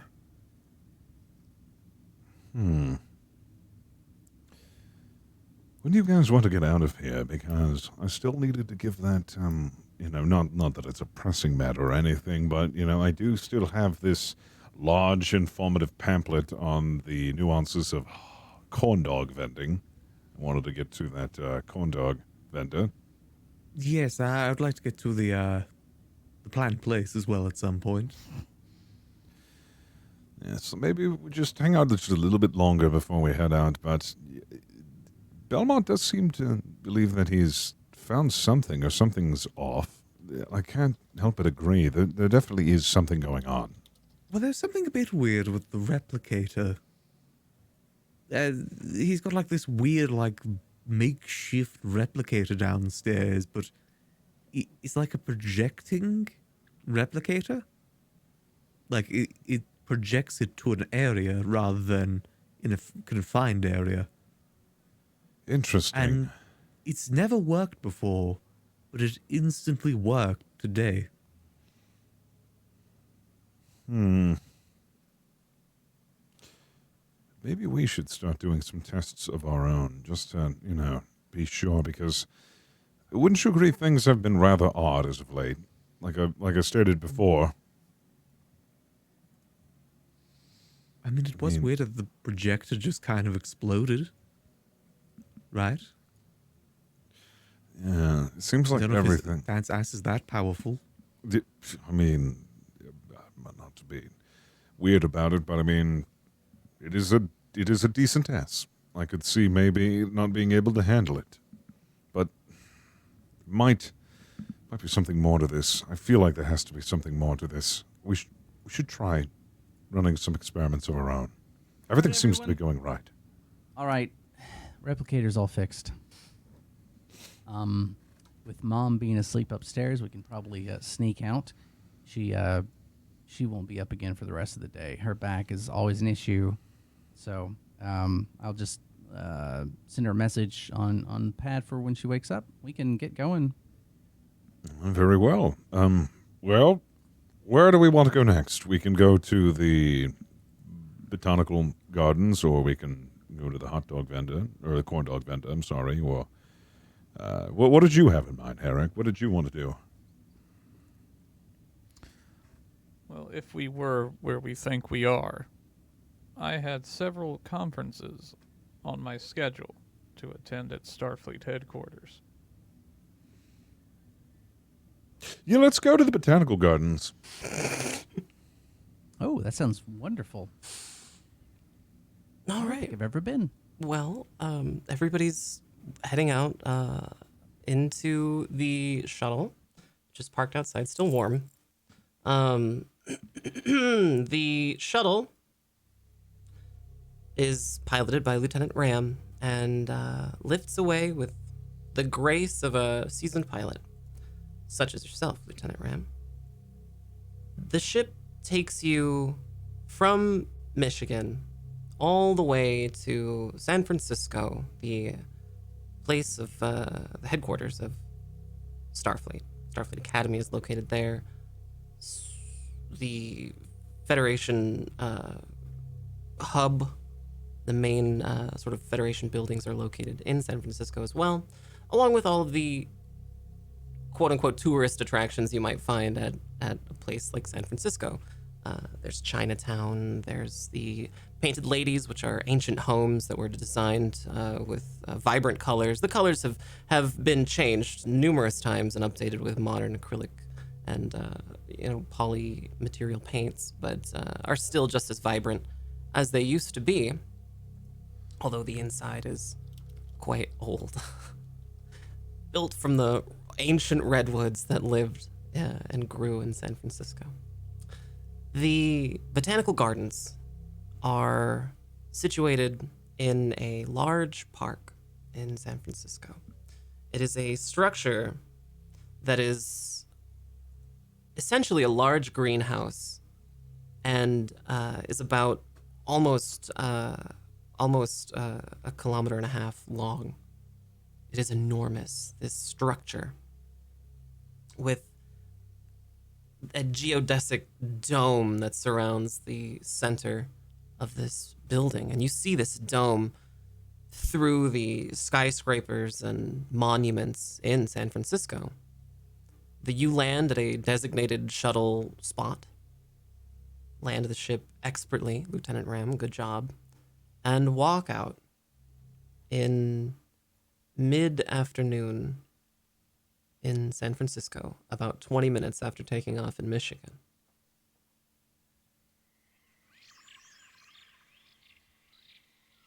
Wow, this place is something else. It truly is beautiful. I think I have that plant. Just this one's a little less puddly. Well, that's because it's got the right amount of water and, environment. Well, it's natural sunlight, too. But I think that's always going to be an issue on a ship. Trying to get the... I don't know much about plants, though. Guess so. Guess that's... A lot of Guess green that's ones. it. Do they also have, bugs here for pollinating and whatnot? Yeah, there's a large section of the botanical gardens devoted to insect life, although it's under renovation, so you're not necessarily allowed to pass through there. This is a very common problem with the San Francisco Botanical Gardens. I would have liked to have seen the whatever they have here, because there's a balance between plants and bugs from what I've read. So I imagine it's got to be rough here to keep everything like that. Oh, yes. Couldn't imagine keeping this place up. Huh. So, go ahead, Captain. Sorry. Oh, no. Go ahead. I was just gonna say, Ram, is there anywhere specifically you want to see here? I mean, this is a big place. I've heard there's what's it called? The fly plants. They're like sentient plants, right? Sentient Venus plants. Oh my flytraps? goodness! Like you can talk to them? I'm not sure if you can talk to them, but they respond when a fly's on them. They just go like that. They eat flies. Oh, I think I've heard about those. Yes, that means they must have some form of sentience, right? That's incredible. I would love to see that. Not sure if there'd be sentience, maybe instinct. As you were walking along the promenade, you Potato. find yourself at the main gates to the botanical gardens. You see several data pads that are designed for tourist use. You may take one if you'd like and commence a self-guided tour of the botanical gardens. Ram, would you like to grab one? I'm willing to follow you wherever you go. Can I plug myself into one of them? Yeah, sure. Yes. Don't know what benefit that'd give me, but I just kind of want to do it. Get all the plant information instantly. Yeah, you know what? Sure. Your universal connector in the back of your head, being designed by Starfleet, and the Botanical Gardens data pads also ostensibly created by Starfleet, share a similar port. It takes some finagling and a little bit of ingenuity on your part, Lieutenant Ram, but you are able to interface with the data pad. It gives you nothing but a speaker, and your voice box is now shared with the data pad.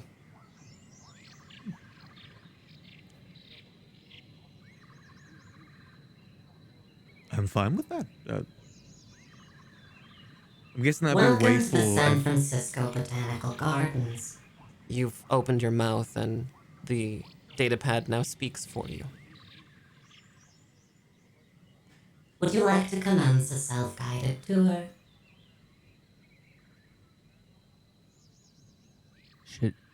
Should we say yes, or can Ram?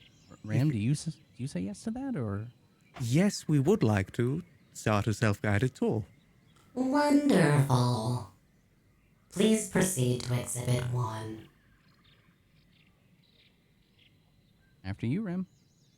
Right away.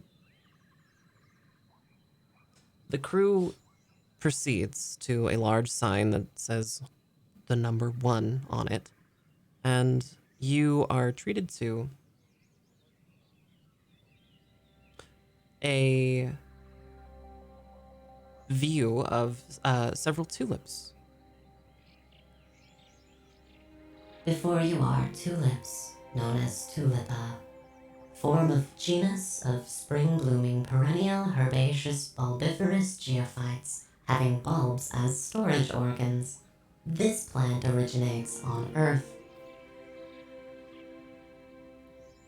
They are Wow. gorgeous. That is They're something beautiful. else.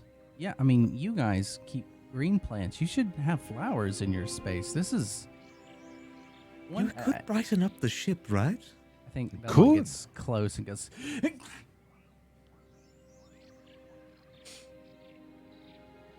Are you alright, Oh. Belmont? Yeah, sorry. Proceed You to did too. Exhibit 3 at your leisure. No, I'm fine. I'm fine. Huh. Exhibit 3? What about Exhibit 2? I guess we'll skip. Maybe Exhibit 2 is under construction, under maintenance. Yeah, maybe it has Is it something out to of do with order? bugs. Maybe. I don't know. Exhibit 2 is out of order. Oh, well, there you go. That was. How is a plant out of order? Negative. Exhibit 2 exists in the insect room. Oh, Right. I was going to talk about your melted plants. I figured that's an out of order plant, right? Because I don't think they're supposed to do that. So, I guess we'll proceed to Exhibit 3 then. Sure. Exhibit I wanna 3 see Exhibit is 2. a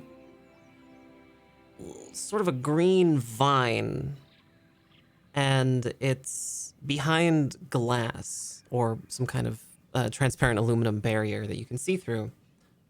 It is highly contained and is not. There's no way to access this plant from your current location. Huh. Exhibit 3, the dangerous snake leaf. Snake leaf is a type of flowering plant whose tendrils could be sublimated using a orgle, although doing so was known to induce paranoia among those who discovered it. So it's dangerous. Or potentially dangerous. Snake leaf was first discovered at Vasquez Rocks, a location at the planet Earth, although the species is known to be extraterrestrial. That's curious. I wonder if it's extraterrestrial, as in it happens to be on multiple planets, or if it was taken at some point. Unknown. Oh, The species is relatively new to our database. oh, We Interesting. probably shouldn't have any of that on the ship, should we? no, it's beautiful though. Yes. Maybe I'd be worried contained. about Gregory. You think he'd get into it? I think of all people, Gregory would get into it. But why would Gregory be in my ready room? I That mean, is it's like a great pipe. question. It's long like a pipe, right? Oh, that's true. Could get confused. Actually, Yes, but why would Gregory be in my ready room? Well, he, I think we you both know why. No, I maintenance. don't. Maintenance? There's nothing to maintenance in my ready room. Oh, there's plenty to maintenance. There's all sorts of electrical whatnots. I usually send Slaxon in there though, so I'm You just send saying. people into my ready room? Well, it's routine maintenance. Have you not been getting the reports, Captain? I'll I haven't. make sure to get those to you. Interesting. It is Okay. interesting. I'll just make note of that. Okay. Is there anything else we wanted to see here? Or, gosh, I really wish that corn dog vendor was here and he'd get two birds with one stone. The Oh, yeah. corn dog vendor, you know, to be a very short hop away from San Francisco in a place called Monterey Bay, which by shuttle would take you about 2 minutes. Oh, we can get over there quite quickly, I think. I didn't want to rush this. Was there anything else we wanted to see? I don't know. Ram, is there anything specifically you want to see here? Well, the Venus fly trap, if we can. Right. I would ask yourself if that's a thing here. Locating. Oh, well, or it'll listen. Found. Proceed to exhibit 27 for Venus Okay. flytrap. All right. Let's go. Yeah, absolutely. You find a small potted plant. It is a Venus flytrap. There's nothing very remarkable about it. It is small, open, and glistening with some sort of dew. The Venus flytrap is neither from Venus nor a true flytrap. It is, although a carnivorous plant, native to subtropical wetlands of the east coast of the United States on Earth, in places known as North Carolina and South Carolina. It's smaller than what I thought it was going to be, but that's probably for the best, since it's carnivorous. It does smell quite badly.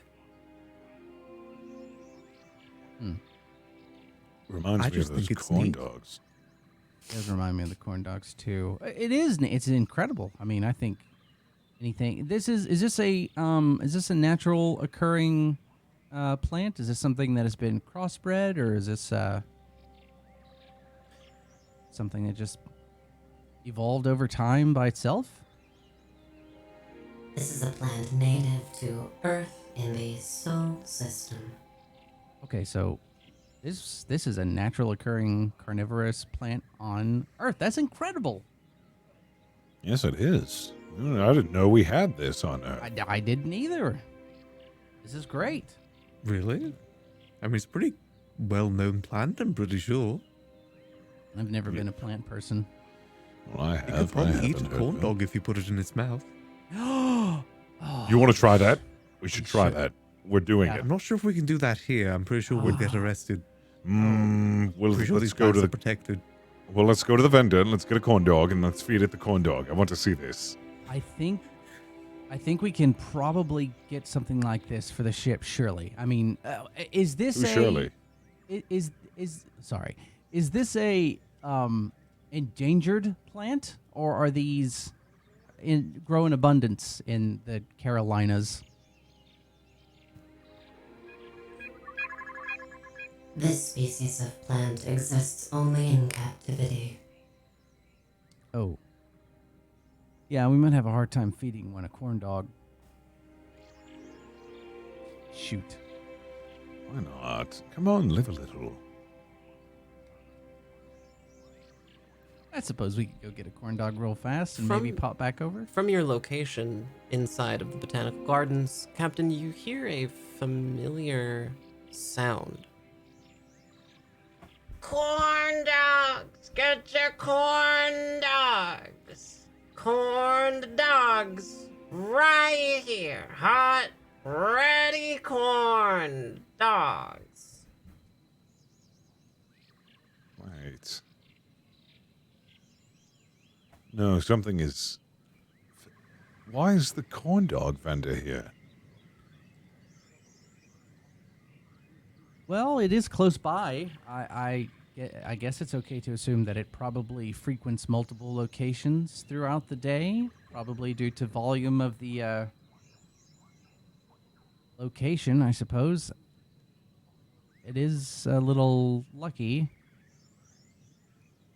Seems all too... You know, I was thinking of corn dogs, but now I'm really in the mood for some hamburgers. If only they had a hamburger stand around here. Ooh, haven't Yeah, had I'm one not. of I want those. to feed the Venus flytrap a hamburger. I think that'd be much more entertaining.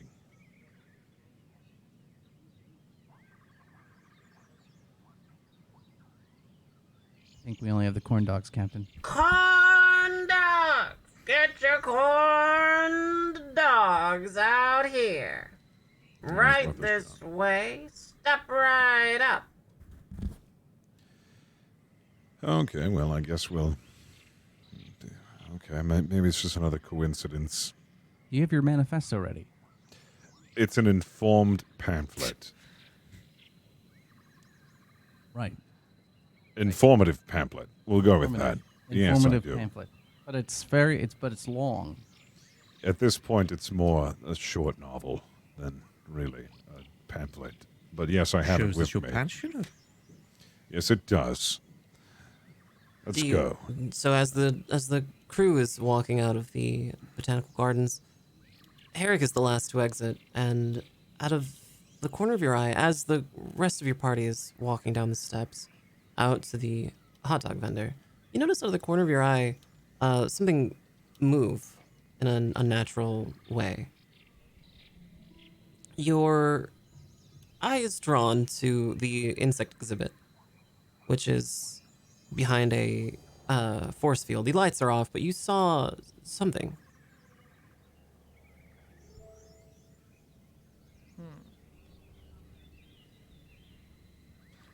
Like a human-sized something? No, Or- no, just some movement.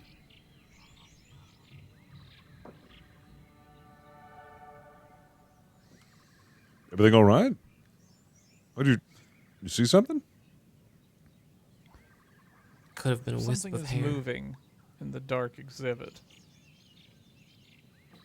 And Herrick will make his way closer to the force field. Probably a maintenance worker, I'd have to assume. I mean, if it's under construction or whatever. I doubt they would be working in the dark, Lieutenant Commander. Well, there's different species that need different things. Herrick, as you walk closer to the force field, you can hear the hum of the machinery.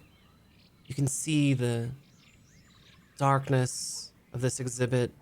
The faint bits of light that can make its way through the force field are warped and sort of distorted by that field. And as you get closer and closer, the rest of your party follows suit behind you, nearer and nearer to this force field. The hum grows louder. And as you peer into this room with just as much curiosity, suddenly a bug disintegrates on the force field. Oh, no. Well, you'd think they would have thought about that. Corn dogs! Get your corn dogs right here! shall we, Captain? Yes, let's go deliver this pamphlet.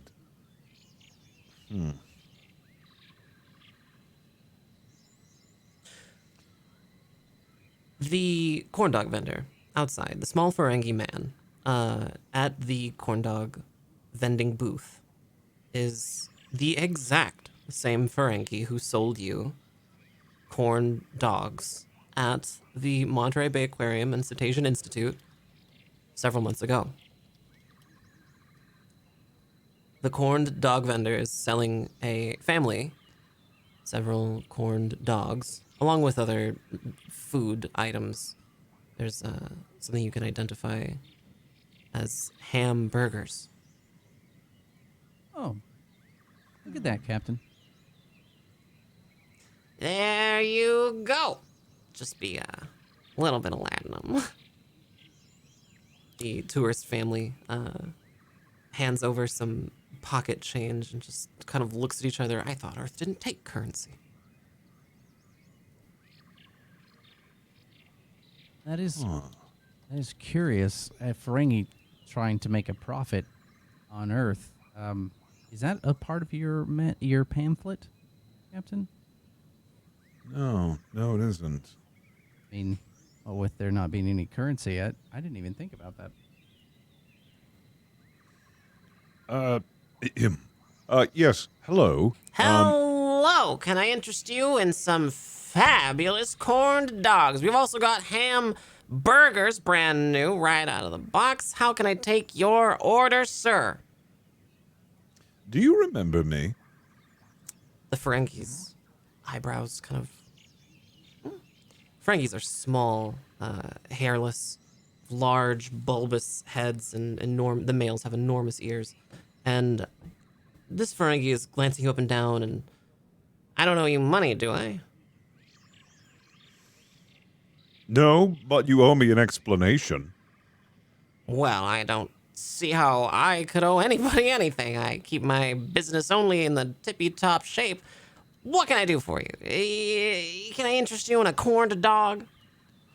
Actually, that's what I was going to be asking you about. Fantastic. 4 then? All 4 of you? No. The last time 2 for we you. purchased... No, I don't want any corn dogs. What about a hamburger? Can I interest you in a will take a hamburger? hamburger. No. One hamburger. Who's next? No, don't eat it. Captain, Anybody else? Captain, I'm scanning it, Captain. Just one hamburger, please. One hamburger. Anybody else want a hamburger? I'm going to replicate them right now. All right, one hamburger coming right up. You want any toppings on it? No, two. 2 hamburgers. Fantastic. All right. The replicator whirs into action, and 2 delicious hamburgers pop out of the replicator on plates. The Ferengi puts them on the counter and says, all right, that'll just be a little bit of latinum, and you are good to go. I don't have any latinum. You actually do. Oh, I do? Oh. You have several coins of latinum worth what exactly the amount that this Ferengi needs to complete this transaction. Must have replicated. Maybe that was part of the cargo short replication program? Yes. Well, hold on. I would like 5 corn dogs to go with that. I'm kind of hungry, and do you add 10 hamburgers to that order as well? I might take some back to the crew. It's a lot of hamburgers. Is this some kind of bulk order? You're gonna have to submit that in writing, first of all, and second of all, with a little bit of notice. I don't have enough supply here to give you a whole buffet of hamburgers. I have only got as Herrick notices that Belmont conveniently seems to have as much money as is needed for the transaction. He delicately will reach over and take one of the latinum coins from Belmont and then just whip it away. What are you I'll be right back. And the Ferengi just waddles away to go get the coin. Commander? Check your pocket, Belmont. I reach into my pocket. Yeah. You have all the coins that you had before with the exception of that one that Herrick threw away. What am I looking for? Maybe the other pocket? There's also the ones near the legs. Hold on. As a matter of fact, Captain Lockstead, you remember whilst you were packing your things to bring some currency, for you remembered that this Ferengi, the last time you'd met, did, in fact, take currency.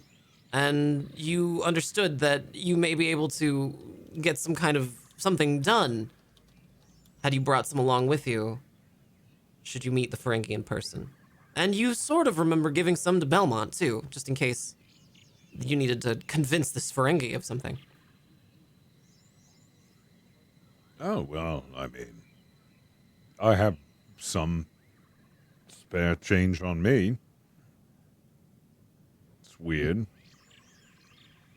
Why did the Ferengi go after the money and not get us to go after it?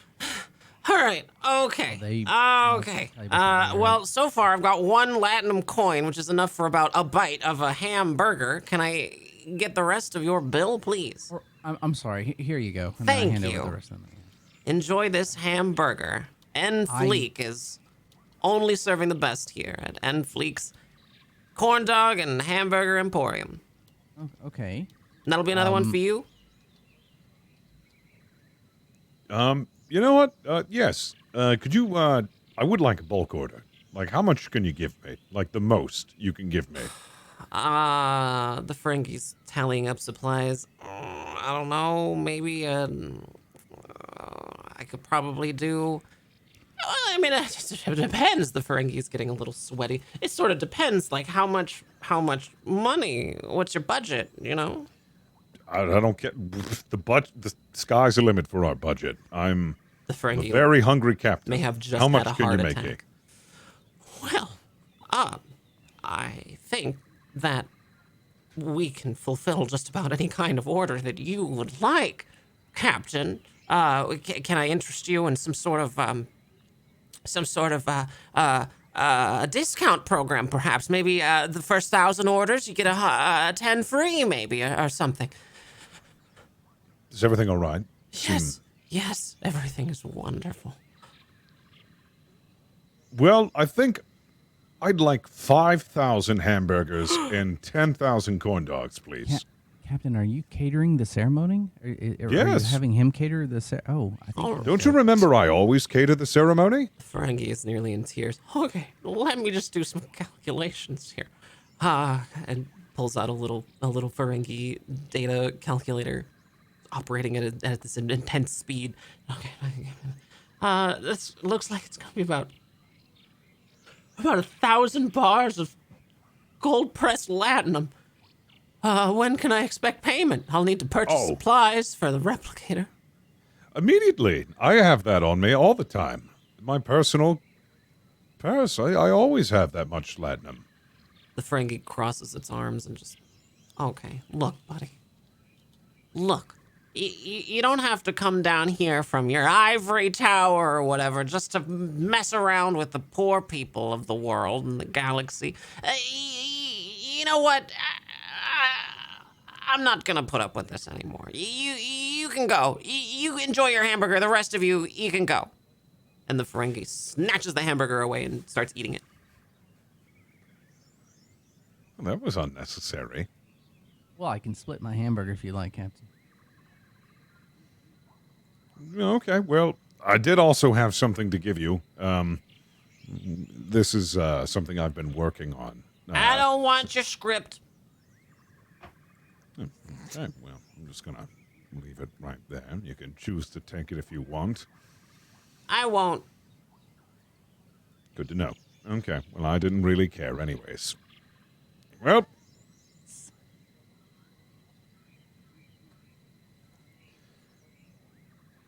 I think I've done all I could here. Let's go.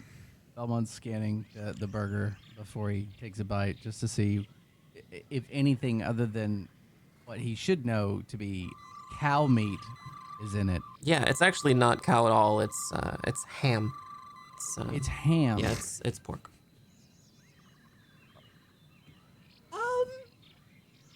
It's delicious, but it is ham. Oh yeah, I'm taking a bite anyway. I think I realized that the problem with the words and everything, but I've never had a hamburger made out of ham, so I'm definitely. It's very dense and greasy, but you enjoy it. Oh, Captain, one bite. No, I'm thinking right now that there's something going on. Look, Herrick? I've said it before. Enough with the hamburger. No, it's There's something clearly happening right now. This isn't right at all. I'm not disagreeing. We've seen enough odd things for sure, but it tastes, real. So, what are you thinking? Thinking we need to do something out of the ordinary. Something. Everything's going right. Herrick, This is quick obviously smile. staged. Does Herrick smile? No.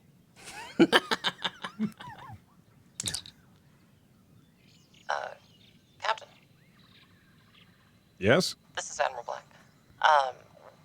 We noticed that your shuttle is in San Francisco. Would you like us to move up the date of your ceremony?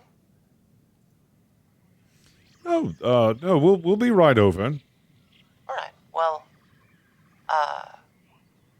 we're so happy to have you. Yes, of course. Glad to be on.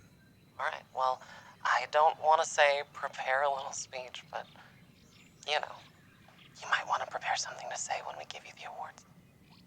Oh, don't worry. I've been working on something to say. Oh, okay. Well, wonderful. And we're black out. Captain, when do you remember things going right for the first time?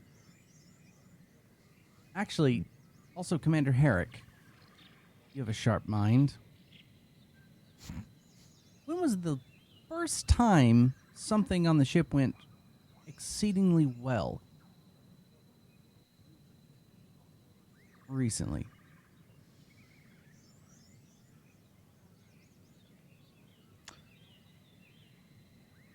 I would have to say that the anomalous streak of luck began with our encounter with the Romulan warbird.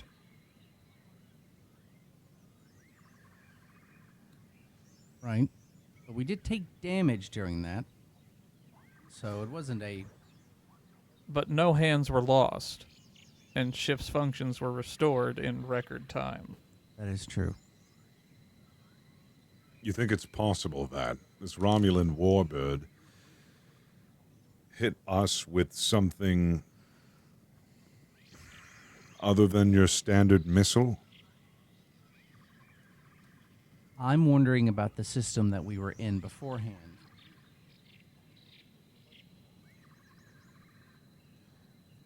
I have a theory. I want everyone to get, well, dressed as inappropriately as you can for an award ceremony. Inappropriately. Sure. In what regards do you mean inappropriately? There's a lot of room for interpretation. What would you wear if you wanted to enjoy your weekend? Sweatpants, a dirty I'm wearing t-shirt. it. Okay, well, with the exception of Herrick, because Herrick just enjoys being proper all the time. What if we all wear what Herrick's wearing? Would that be considered inappropriate? I was thinking more along the lines of we're not taking this seriously at all. Oh, shocking. You want to be dressed in a shocking manner. Yes. Trucker Well? hat with dick butt kiss on it. The I I'm with mean- stupid shirts would be a good. If I hadn't have warned you, my father's butt in underwear would have been pretty surprising. So, I'm going to assume underwear. I'm just going to go in my underpants. And just my underpants. And assassinate Bring the admiral. projector with us? Could we project that slide during the ceremony? You want me to set up a slideshow during the ceremony with my home slides? I mean, if we're going all out, Yes.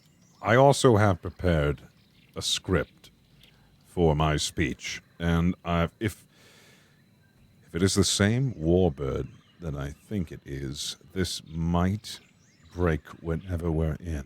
If we are in something, it's worth a shot.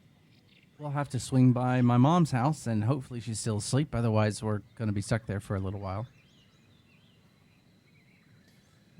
Well, we best do it fast because the ceremony is happening. So let's agree. We'll dress very inappropriately, get the slideshow, and then I'll do my speech once we'll have the slideshow going while I'm walking up to go and do my speech. Sure. Yeah, absolutely. All right. Yeah, let's head to the shuttle, I suppose.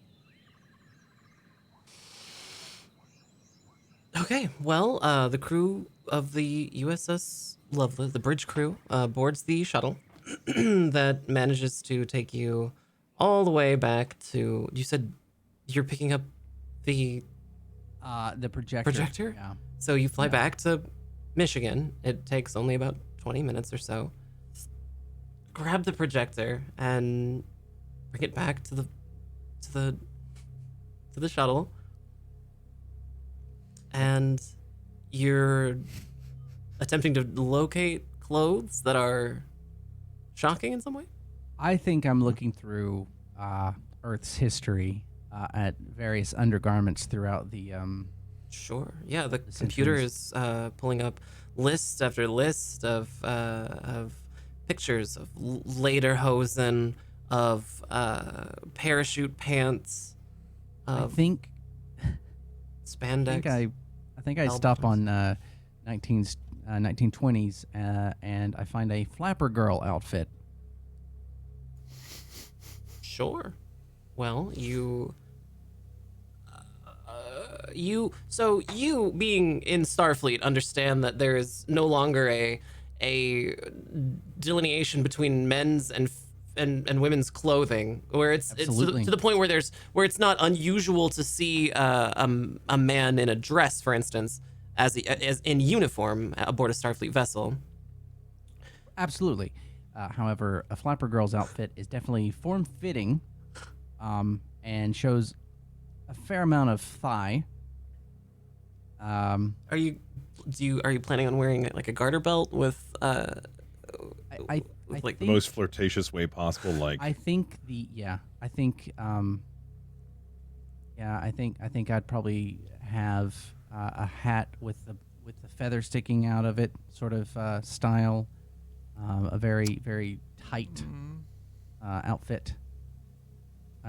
It probably isn't really completely underwear, but I figured it walks the line between almost formal, but it's definitely showing a lot of skin.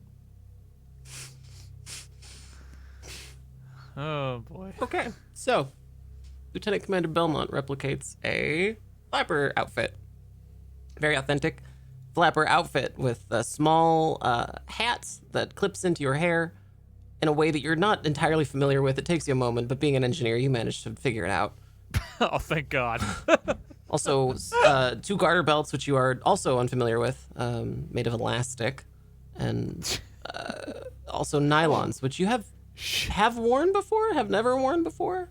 Absolutely. I think I would have worn it. All right, sure. So I have a pair of nylons. I'm familiar with that. Are you intimately familiar with nylon? From his one-man show of Chicago. Well, I think any self-respecting human at this time period would have worn a variety of clothing since it's all available.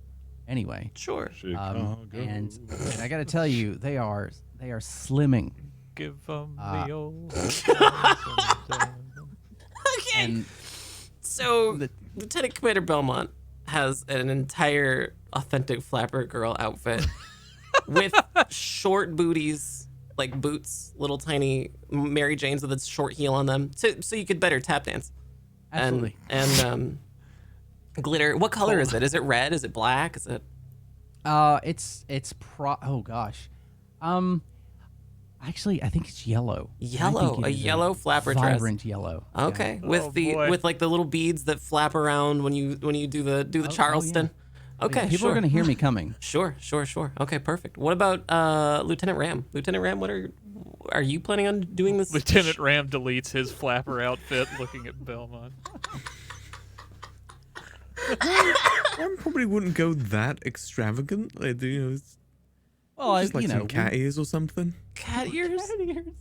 Yeah, just some cat They're gonna ears. be like, ooh, woo. Oh, Please define cat ears. the Oh, episode where we kill God. You know, like those headbands that you can get with cat ears on the two sides. Please proceed to medical bay if you would like to replicate biological material for grafting No. It's just like purposes. they're fake. They're just like made of fluff and whatnot. Not understood. Like when people were a counting computer. Have you ever heard of Raymond from Animal Crossing? Searching. Oh no. Yes. Cat boy. Yes. Yes, something like that.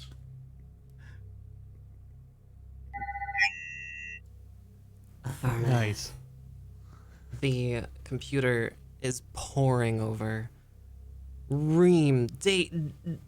gigabytes worth of fan fiction, worth of fan drawn DeviantArt images, worth The lights of on the ship dim. the 'cause of all entirety of Tumblr as it was captured in 2026 is searched Oh no, through we delete that. entirely by the ship's main computer to search for everything relevant in terms of Raymond from Animal Crossing, and the computer understanding that most people appreciate this character because of the one outfit from the game has replicated an entire forgot about outfit that. for you, a costume of Raymond.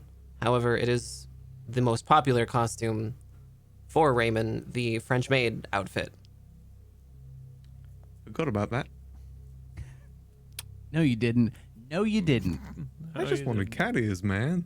And you're gonna get them. You replicated this bed, you're gonna sleep in it. I'd just Right, like well, to imagine I guess I have my outfit. while the computer's great. doing that, the lights start dimming on the consoles because all the crap it has to go through. Ram, you wanna come over here and help me learn the Charleston?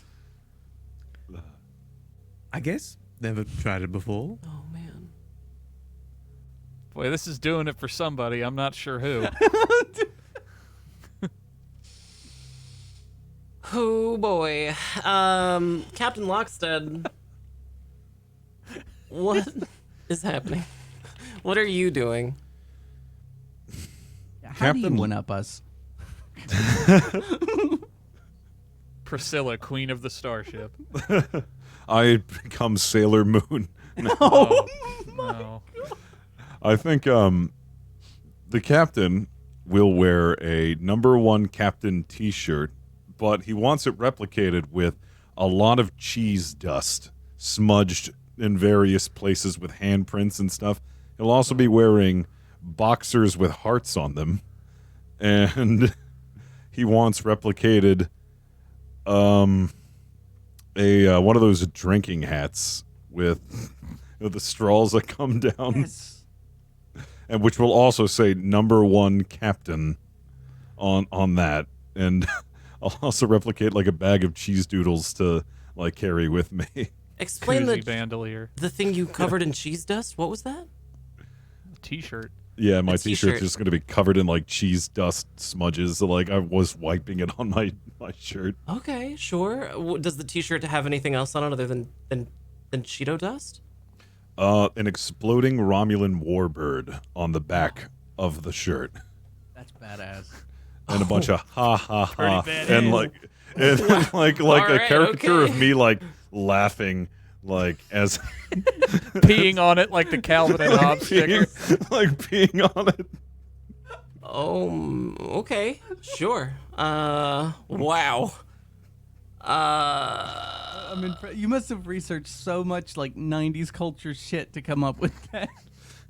Everyone boy. put these on the back of their trucks. They liked peeing on things back then. The computer replicates exactly what you programmed into it while the shuttle's system begins playing Charleston music for the other crew to practice to.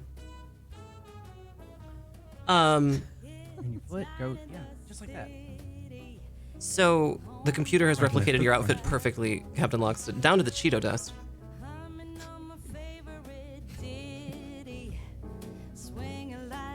Commander Herrick? Oh, Herrick ain't doing this. Herrick will have no part of this. Nope. We've already replicated your cat ears. Can't you rebel a little bit? Like, I don't know. Like Funny hats? they're the little buttons that people flare. I think they called it. You could just get a couple of those and put them on your robes. I am going to an official Starfleet function out of my dress uniform. That will suffice. Come on, you know that this isn't real. We're trying to, At this, I at would this hate point, just to keep o- on, please. I would hate to overshadow the three of you. You seem to be enjoying it Well, I profusely. think you should put your all into anything you do. And I do, Lieutenant Commander. I believe you need to learn the Charleston. I'm trying. The What about Eric just like will a not baseball cap? replicate himself anything. the ship's main computer on the helm of the ship pops up a little HUD message that just says there's about 5 minutes before you're expected on stage to receive your awards. The shuttle is programmed to take you to the awards ceremony. There is a large stadium that has been cordoned off, and the shuttle has pre-programmed the coordinates of the one side of this stadium, ostensibly a stage, for you.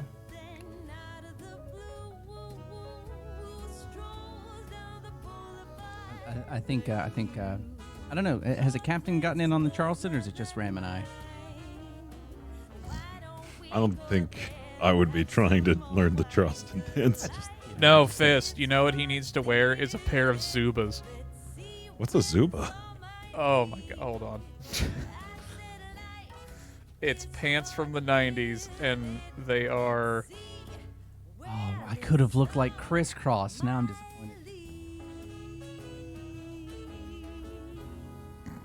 Next time. There, it's in chat. Are we ready to proceed, Captain? Oh my god. Yes, and replicate me these really colorful pants. I like these. You also say number one captain on the butt of the pants. Juicy. Affirmative. The ship's main computer is struggling to open this picture. The warp core kicks on. This is what you've told the computer to replicate. Good God. Think anybody wants to mess with me when I'm wearing these bad boys? You know, you see someone with those, you know they mean business. The computer replicates exactly what you need it to do, and you get those pants. You can wear those if you must. Those pants. The shuttle takes off and makes its way out across San Francisco Bay to Starfleet's what you can only assume used to be an athletics stadium of some sort. The city of San Francisco has an illustrious history of athletics, but this facility has been claimed by Starfleet as an awards hall of something. As you fly over, you notice a crowd of thousands, tens of thousands of Starfleet personnel, and they are facing a stage, and the stage has Admiral Black and several of Starfleet's most prominent advisors, those in charge. The audience is seated, facing straight ahead and listening to a speech as the ship deftly finds its way down towards the stage and makes a perfect landing right at the stage. The ship lands, and as the doors to the vessel open,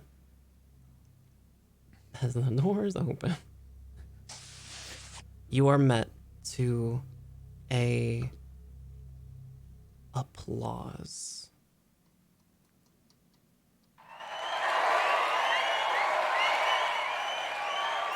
Thousands of your peers, of various ensigns, students from the academy, all in uniform, are cheering you on, seemingly unfazed by your choice of clothing. Okay, that's enough. Let's save it till we get to the awards. Admiral Black beckons you to come a little closer.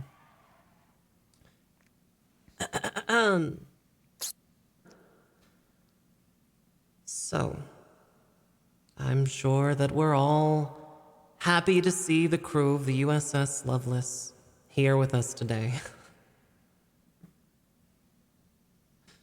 Yes, we're all happy to see them. Yes, we are. But let us not forget, let us not forget why we are here.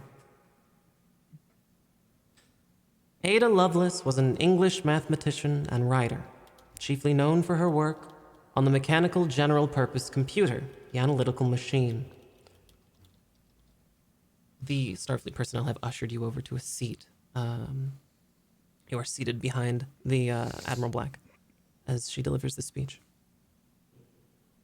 Her work laid the foundations for what humanity and Starfleet has accomplished. We are undeniably proud of her and the vessel in our fleet that bears her namesake. The USS Loveless, captained by Captain Eugene Lockstead. Bridge officers, Lieutenant Ram, Lieutenant Commander Belmont,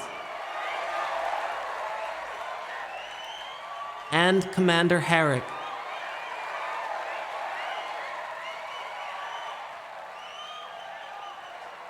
The USS Loveless is one of the jewels of Starfleet. And due to the incredible feats of ingenuity and bravery in the line of duty, we hereby offer these crew members the following awards. For Lieutenant Commander Belmont and Lieutenant Ram, the Cochrane Medal of Excellence.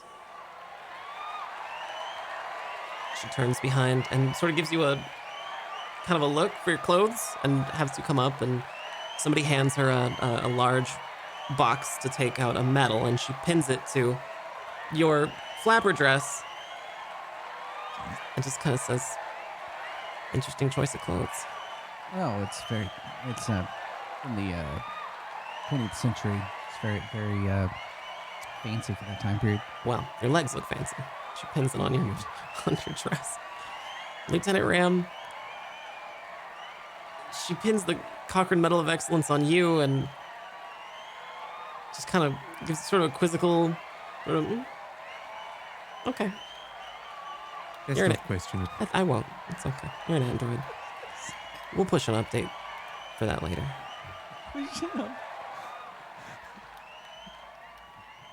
And some Starfleet personnel usher you back to your seats. For Commander Herrick, the Grankite Order of Tactics.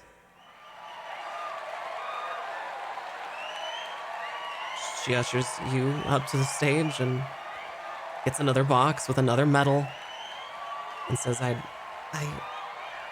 I'm personally incredibly thankful that you're on our side, Commander Herrick.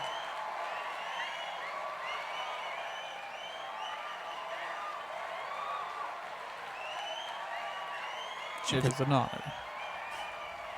She pins it on your Vulcan robes. And Starfleet personnel will usher you back to your seat.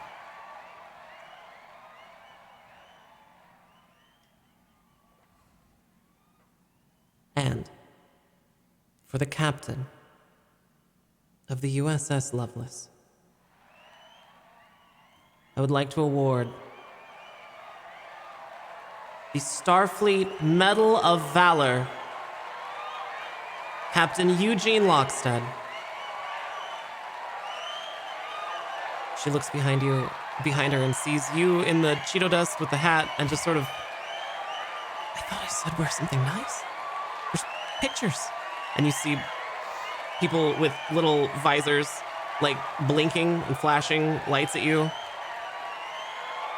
You notice for the first time, Captain Lockstead, that there are view screens above the stadium, and they are focused on you, and it's projecting your image across thousands of people in the audience. They can all see this. They've seen all of you. Herrick remains very confident with his choice. You're Captain, with us, buddy. would you like to say a few words? Yes. Yes. Thank you for this most prestigious award, and really, thank you. I cram just this fistful of cheese doodles into my mouth and just chew loudly in the mic.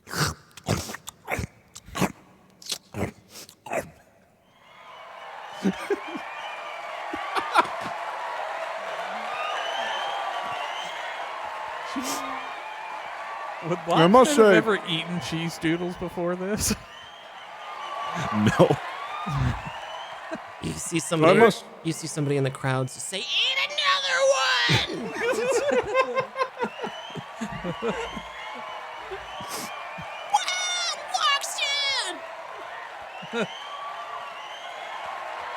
Thank you. The gang As- starts a sex riot. As probably one of the best captains to go down in history, well, to this day, really. I don't understand because my track record was abysmal, actually. I was really ranked the lowest of the low, in fact. It wasn't until my most crowning achievement that I guess I was received this award, and that was when I single-handedly took down that Romulan warbird, and my gosh, was it the easiest thing ever. I understand that we were at a very, how you say, not so good terms, but if that's all we have to compete against, I mean, the shirt says it. The shirt says it. Do you turn around and show the? Yep. I mean, if I could do it, you could too. Heck, the ensigns could probably take down those warbirds. The crew is, the crowd is cheering, incredibly loudly. Somebody started a.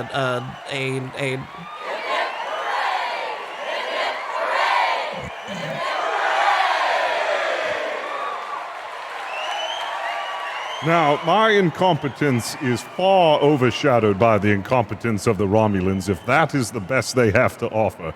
And I will say this. The last thing would you like to know the last thing I said to that Romulan warbird before I single-handedly destroyed it?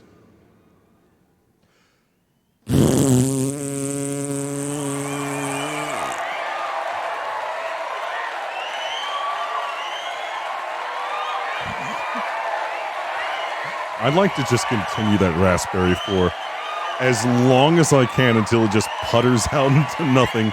Then I'll inhale and then get a second wind and do it again.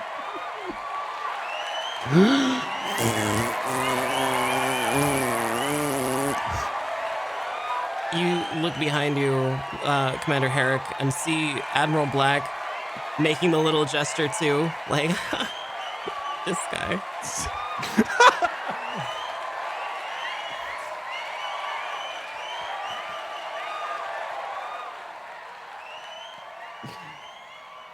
Oh, man.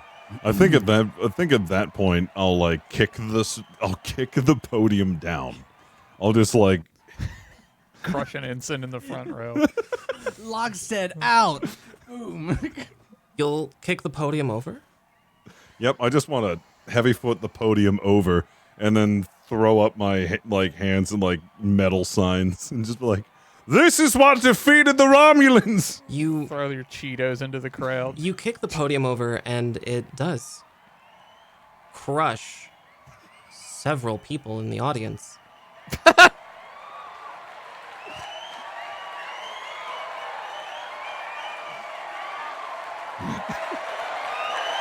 But the crowd doesn't care. Kill more! The crowd is oblivious. And you notice, Lieutenant Commander Belmont, from your position in your flapper dress, that several people who were crushed under this podium are still alive. Oh, God. And they are still cheering. At this Crowd point, begins to eat them. I think at this point, I get up and I go over to the captain and say, "Captain, I think that your plan has worked." And I point at the people that are squirming underneath the podium. It's like, I think we can assume that this isn't real on some level. No, it's not. My insults aren't getting through to them. I thought by this time they'd had enough, but I think we need to go for a different direction. I don't know. It's possible it's not the Romulans. It's possible that was part of whatever this is. Uh-oh. Everything is black. There is no sound. There is no sight. You are warm. When suddenly, it has been several weeks since the crew of the USS Lovelace has had anything to do other than surveying geological sites, potentially habitable zones for Starfleet. You've been, over the last couple weeks, surveying maybe 75, 76 places. Captain Lockstead, you're seated in a chair, the captain's chair. Commander Herrick, you are at the tactical station, performing a requisite scan of the planet below, planet HP, don't want to get it wrong, 206. Lieutenant Commander Belmont, you're there as well, performing a geological scan. You're performing some sort of new test on some system?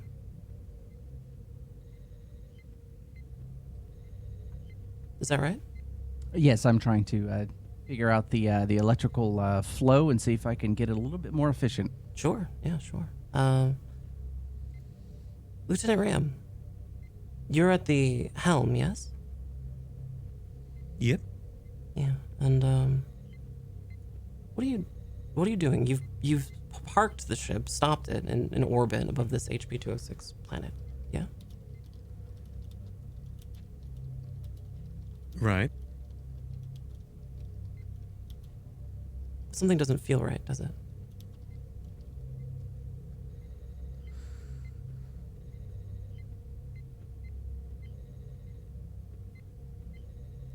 Not sure if it would.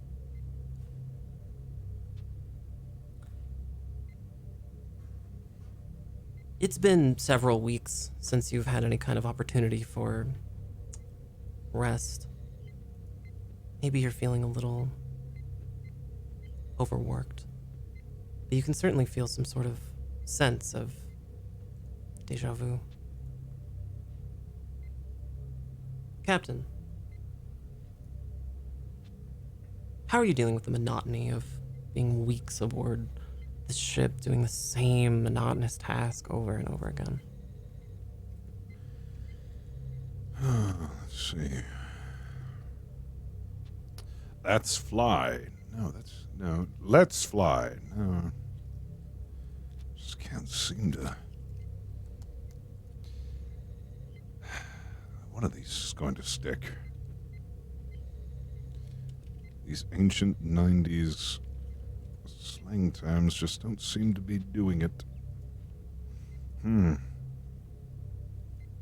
I'll just continue just focusing on finding out what my catchphrase will be. As you continue down the list, you begin having the strangest sense of deja vu, like you've done this before. You are beginning to realize that you know what the next word is going to be on the list. It's like you've said this list before. Perhaps you've said it several times before. Eric, how many times have I gone over this? I feel like I've said a lot of these already, but this is the first time I've looked these up. Herrick will look at the captain for a moment, and then would he be able to know enough that he could probably recite the next several words on the list that he's never seen before? Yeah, Herrick would probably already have gone through a human histories course and has an incredible capacity for human memory, and would probably know many phrases from Earth's 100, 200 year contemporary history, but probably wouldn't. I mean, you would know what all these words were. Oh, no, but I mean, would he be able to, without knowing what Lockstead has written, kind of like that whole deja vu thing, like it's like they've heard it several times already, would he be able to properly recite what would be on the next page, and then the next page, or something like that? Maybe. Give me a roll for it. You can give me a roll for it. I've been giving you rolls for it the whole time. It'll be an insight and security roll.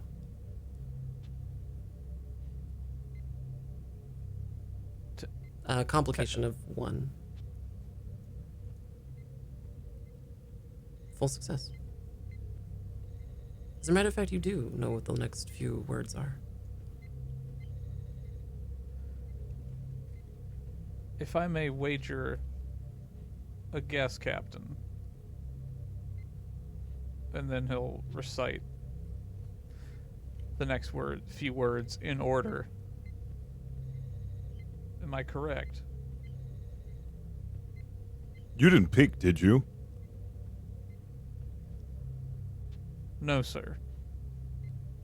You're right. But this is not the first time we have done this, Captain. No, it isn't. I definitely feel like I've done this before. Everything is dark. Captain Lockstead. Everything is dark. And everything is wet. And everything is so warm. Your body is warm.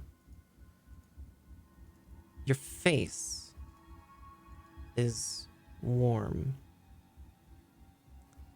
And you attempt to look around you.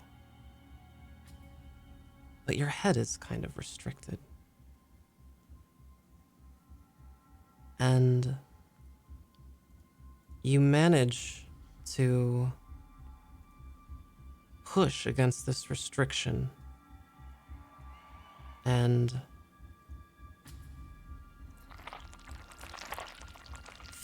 feel something come loose. You can now move your head.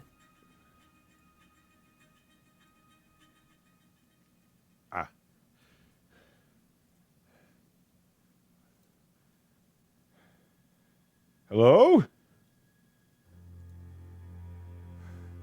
What's going on? Belmont! Eric! You can't tell if your eyes are open or closed. You go to reach for them, but your hands are stuck. Make me a roll, please. A daring and fitness roll. Or sorry, a fitness and security roll with a complication of 1.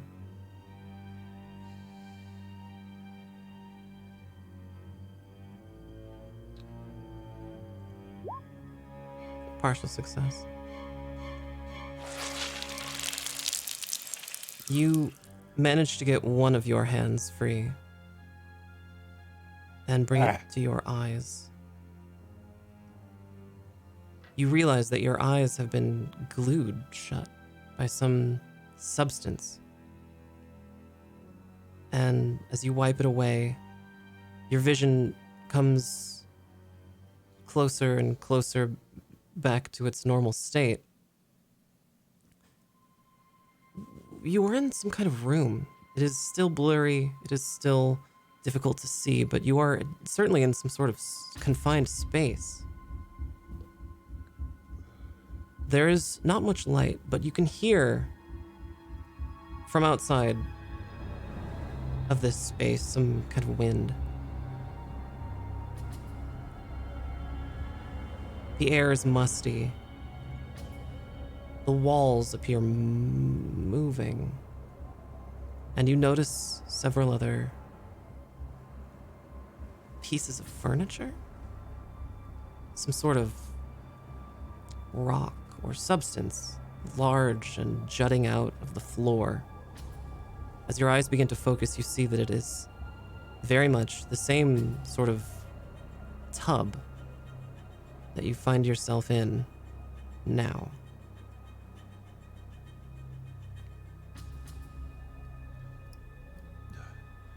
Would I be able to get my other arm free and then completely escape? You can get your other arm free. You are not wearing any clothing. Oh. Okay. It's just like the simulations. Your other arm comes free. But your legs are still stuck in this sort of a tub. It's not like any tub you've seen. It's almost as if it was biological in nature. And you can hear something moving in the darkness. It sounds like it's getting closer. Oh, God. I'm gonna really try my hardest to break my legs free and get out of this tub. All right. You may either accept 3 points of stress or make me a roll with a complication of 3. A fitness and security roll. A daring and security roll with a complication of 3. I'll take the stress. All right. Accept 3 points of stress as you sprain your ankle. Ooh. And manage to free your leg. Would you like to get out of the tub? Yes. All right. As you do so, your body is fighting you to stay inside, but you manage to pull yourself out of this substance. And now you're on the floor, standing, leaning up against this tub. And you can see the other 3 tubs near you. You still hear something moving around in the darkness.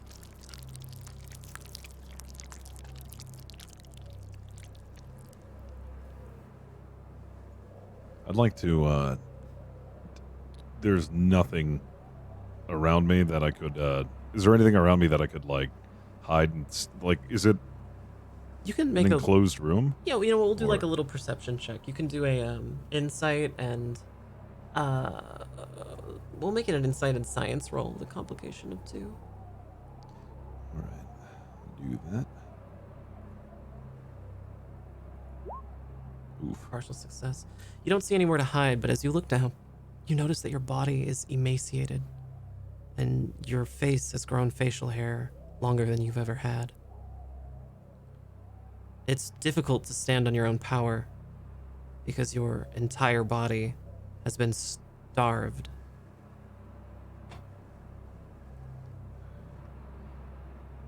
Where the hell am I?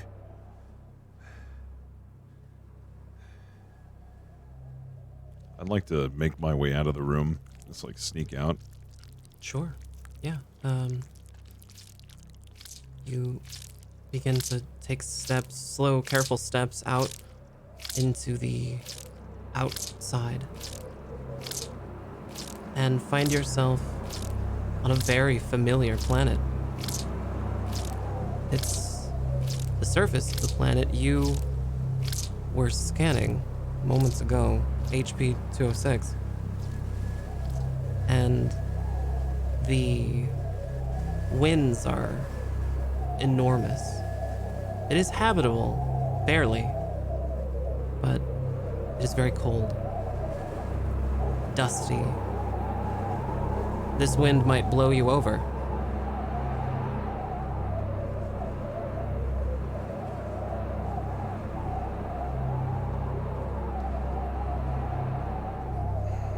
I'd like to push through and just leave that place and just see if there's like is there like anything else out there that I can see, or is it just Visibility is this very building? poor. You can see about 20 feet in front of you.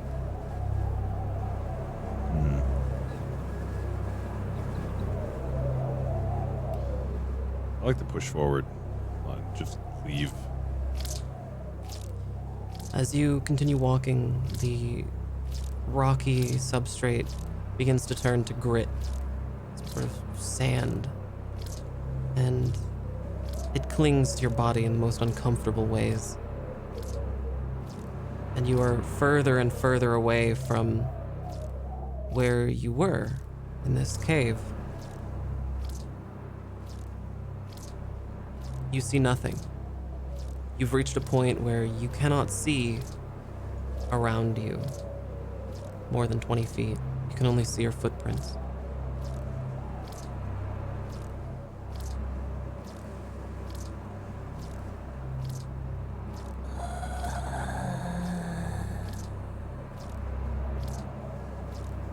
Hello?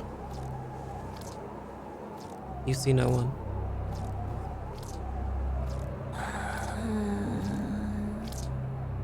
Who's there?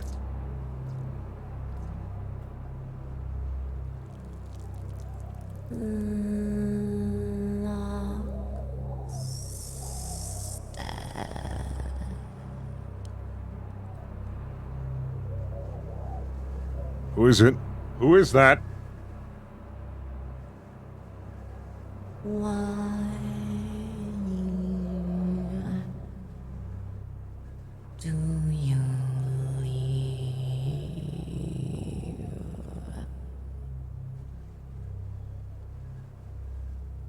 I shouldn't be here.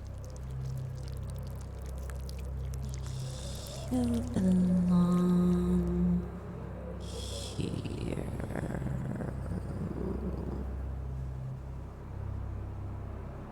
No, I don't.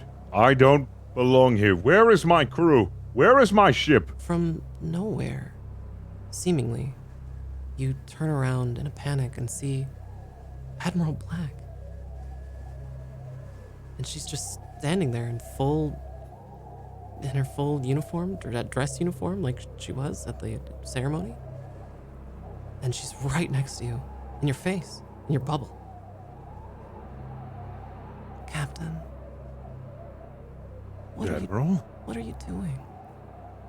What's going on? I don't understand. Why am I here? It's okay. It's okay. It's all a bad dream. This doesn't feel like a dream. It doesn't feel like one now because you're not woken up yet. Come on, let me get you back. No. No, you're not the real Admiral Black. Let me get you back. Come on. No. Come on. I'll push this Admiral Black away.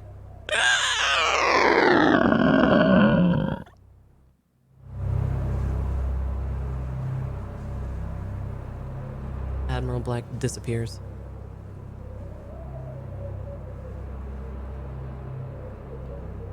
Whatever cruel joke this is, I'm done playing.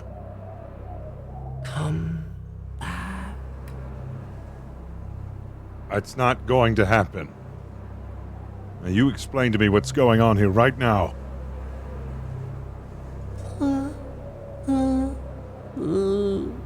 Please. The answer is no. Kill the other ones if you don't. We can negotiate, all right? I still don't know who you are or why I'm here.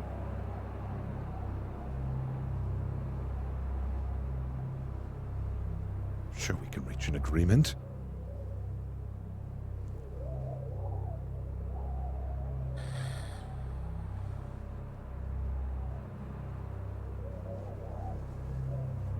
I am so lonely.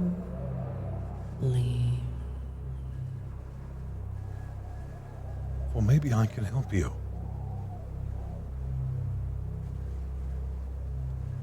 You brought a ship.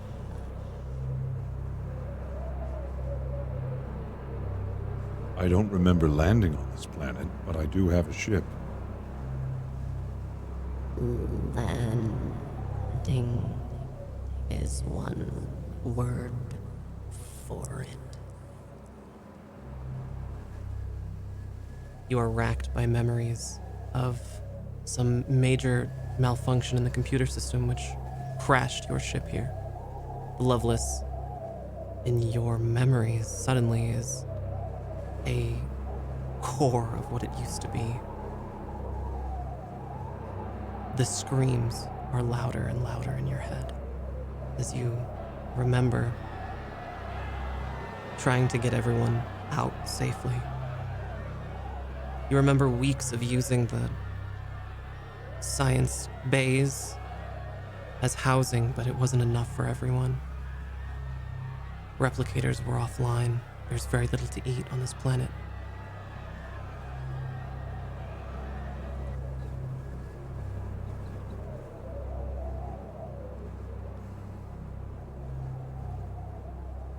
Who are you?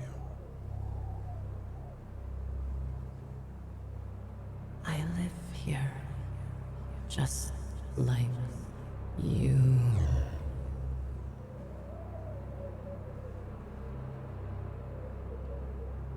I can help you if you can help me.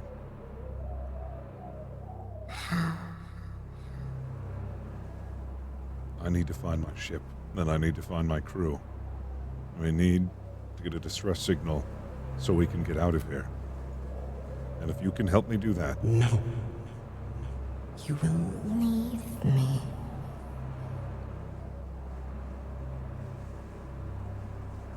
I'll bring you with. You Then you won't have to be lonely. You won't. You have my word, but I cannot stay here. Because I'm not going to last much longer, neither is my crew, if we do.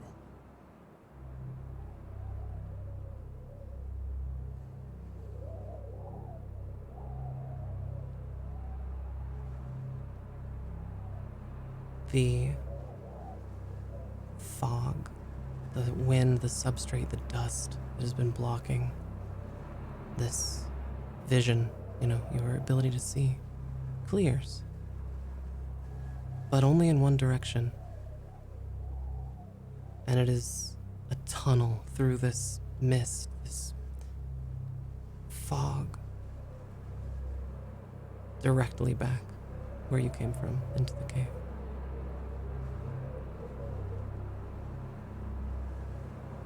Would you like me To raise the others. Yes, I would. Will you leave me?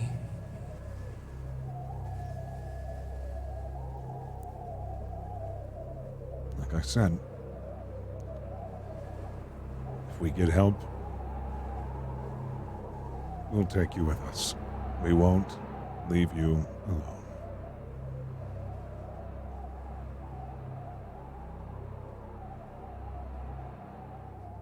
Very well.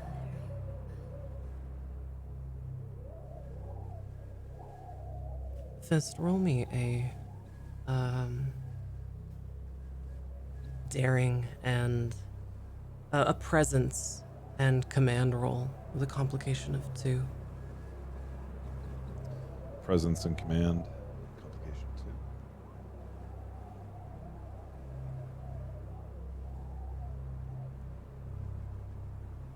2. Walk back.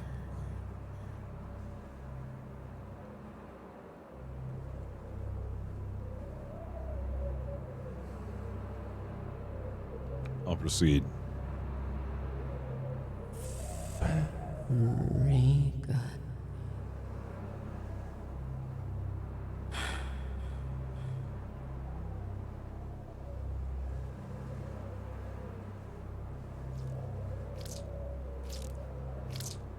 As you walk back, you look behind you and you can see that this tunnel is closing behind you.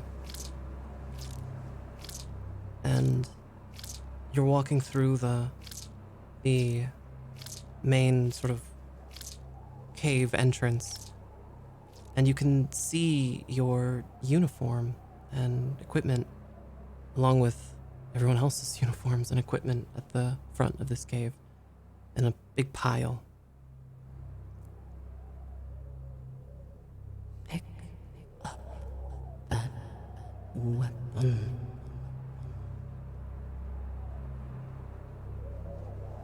I'll pick the weapon up. Now free 1. I'll free Belmont. Okay. Go ahead and give me one more roll. It'll be a fitness or daring and security roll. A complication of 2. A full success. You use the phaser, and you purposely set it to a much lower, much lower frequency, and manage to cut Belmont out. Belmont, you awaken in this tub of viscous material, matter. You're warm, you're too warm, and you can't open your eyes, but you can use your mouth.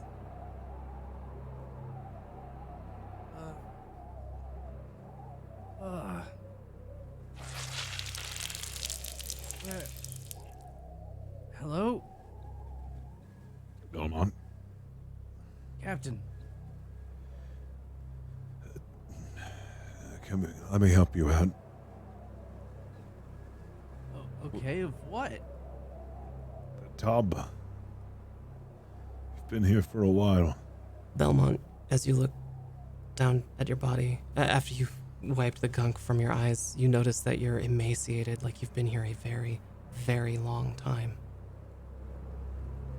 Oh. Oh, God.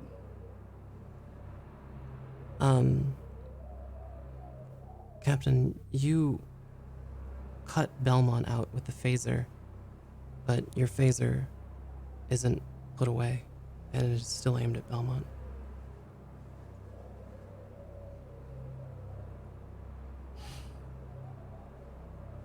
Captain? Are you real? You both hear this inside of you. I will do it. I will make you do it. I will make you kill him. I can do that. And I will. What can you assure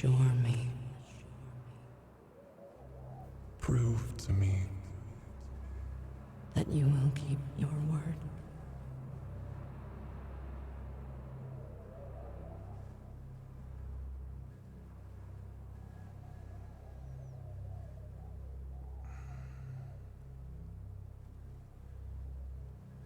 I'll set the phaser to as low as I can. Is there a way that I can burn something into my arm? It not really. Not with a phaser, not really. You could shoot yourself with it, although you'd have to put your other limb in between you and Belmont.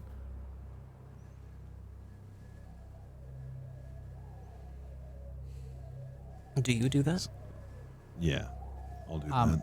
As he puts his arm in front, I'm going to say, Captain, with how you look and how I look, I don't know how that could affect you. Interesting. You value life, other life, more than your own.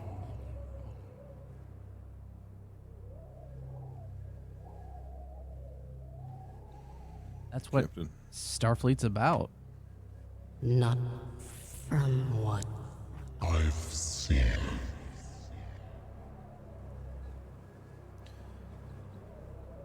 Well, I guess we're different than what you've seen. you've shown me. Your Memories. your dreams. I am willing To accept that this is you.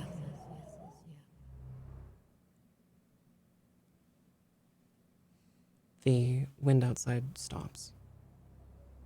And you begin to suspect that maybe there never really was wind. And the dim lighting inside of this cavernous structure is actually not so dim at all. It's actually fine. And as you look around, you see the other pods opening up in a disgusting kind of way.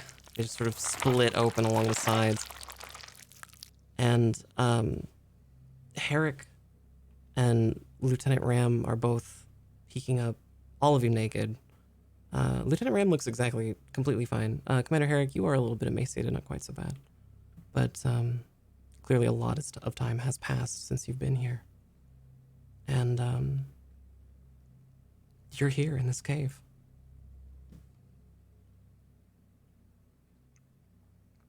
Pleasant. Oh, sorry.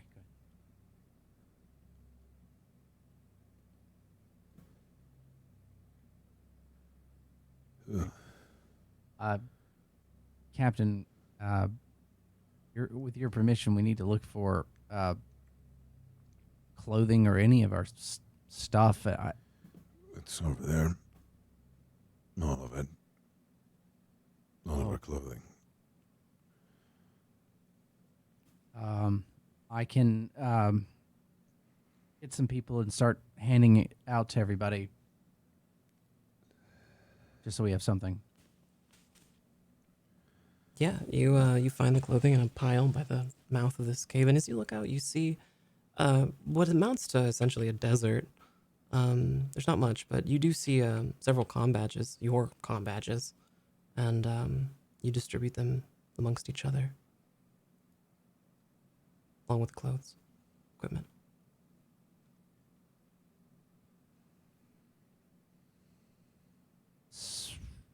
How are we going to get off of here?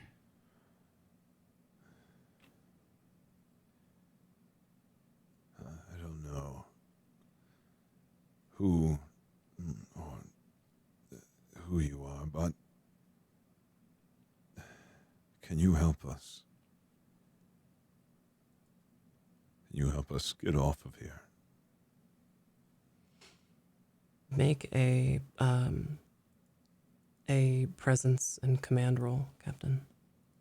and appeal to this entity who is afraid that you're going to leave them. Complication 2?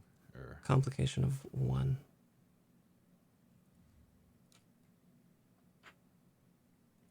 Full success.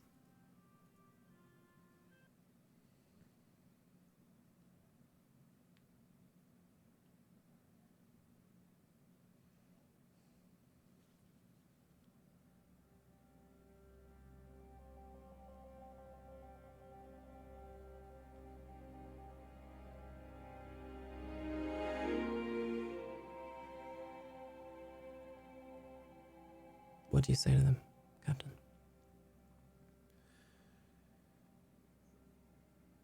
I can't keep up my end of the promise if we all die here. We need to send a distress signal. If you can help us do that, we will survive, and I will hold up my end of the deal. And you won't be lonely anymore.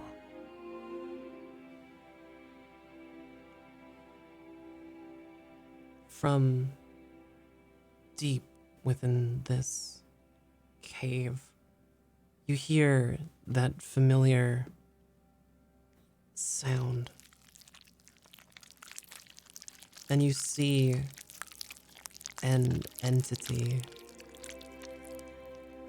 just the corner of one. From around a corner, you see a scared, small, wet creature.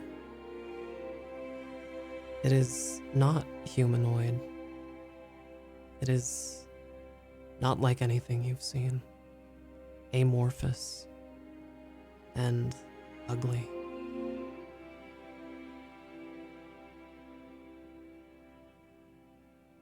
I don't want To be alone. You won't be. I promise. Just please help us. Help my crew.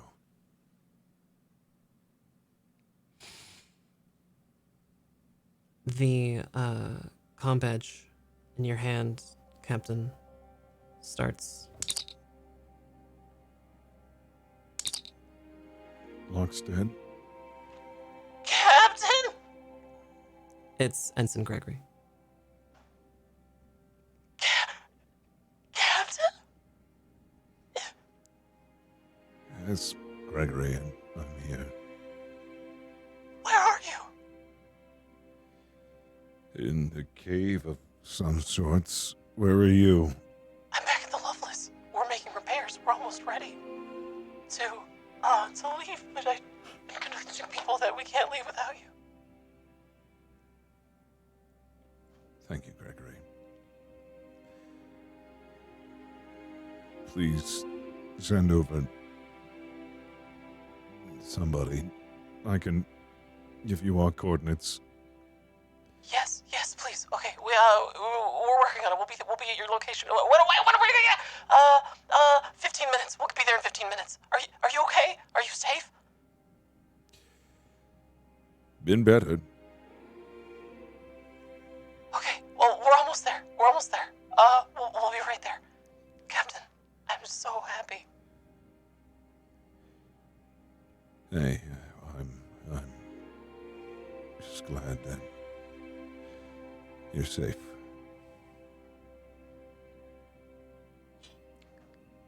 Thank you.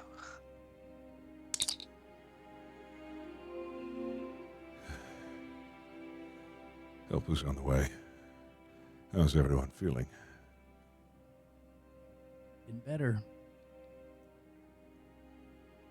Kind of usual, I guess. Me? Are you holding up Eric?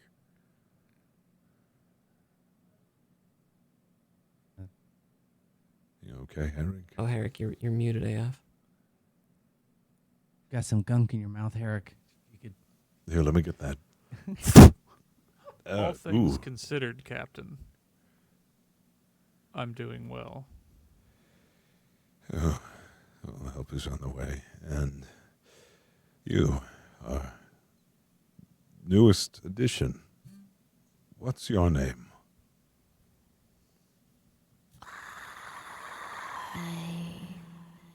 Have none.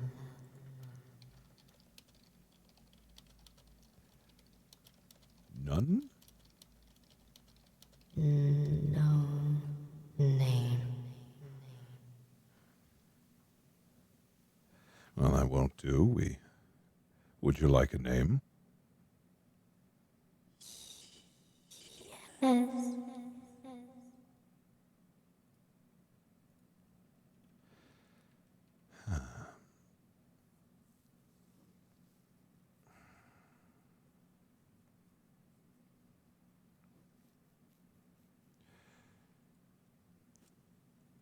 Ada.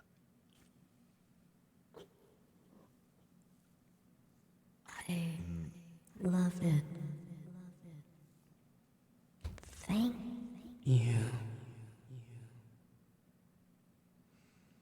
You're welcome, Adam. You see the Think you'll make- you see the creature that's peering seemingly from behind this corner.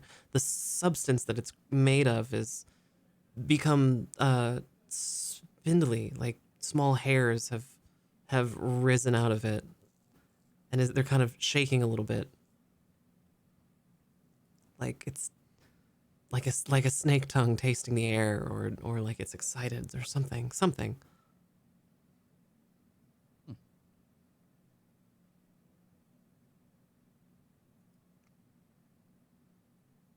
Is everything all right, Ada?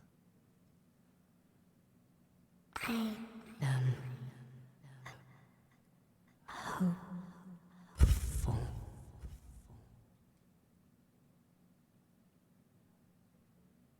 That's good. That's very good. Captain, you may make an address to the crew of the USS Lovelace, should you so desire, from your combadge. I'll tap in. Crew of the Lovelace.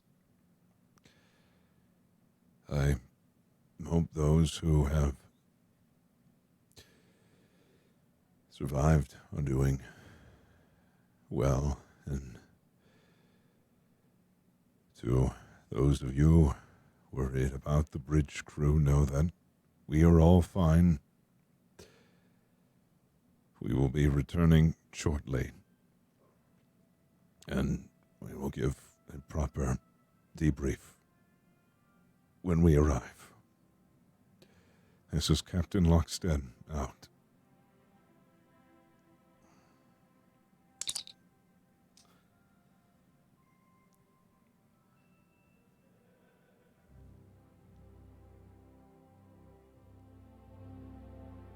Any further thoughts? Well, I think we have a new companion on the ship. Where are they going to live exactly? We have plenty of quarters, I believe. Don't see an issue with fitting one to any specifications that are necessary. I don't see a problem. Do we have some spare? Or I thought they'd be all filled up. Oh, we can always make extra room on the ship. I think That's we'll be fair. able to find room.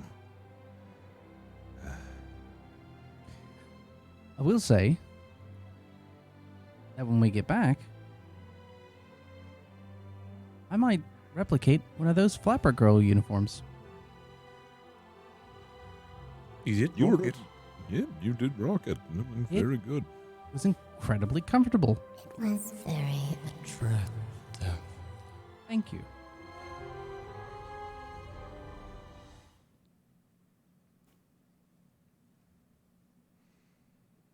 Inside all of your heads, a familiar song begins to play as the crew of the USS Lovelace, aboard several small shuttlecrafts, descend upon your location. There are officers from security, there are officers from science who are scrubbing you, taking every measurement they can. They're replicating uniforms and using tools to cut your hair, and they're bringing you back into the fold of Starfleet.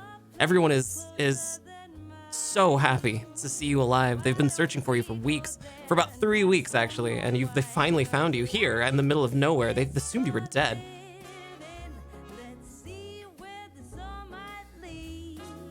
Ensign Gregory is very happy. Yes, Gregory, you can stop hugging me now. I'm really in pain. happy to see you alive. Great. It's okay. I'm here. It's fine. Oh, come on. Someone get Gregory off of me. I'll get him. Ensign Saligson just scruffs Gregory and pulls him back. It's good to see you, Captain. Good to see you too. Meet our newest addition. This is Ada.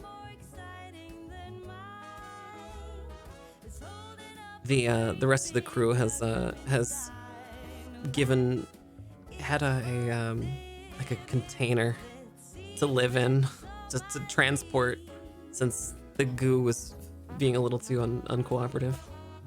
And Ada's just in a containment cell, like a small container with the lid open, and is being transported carefully, lovingly, by several Starfleet officers. And you kind of idly wonder, like, are they doing it on their own accord?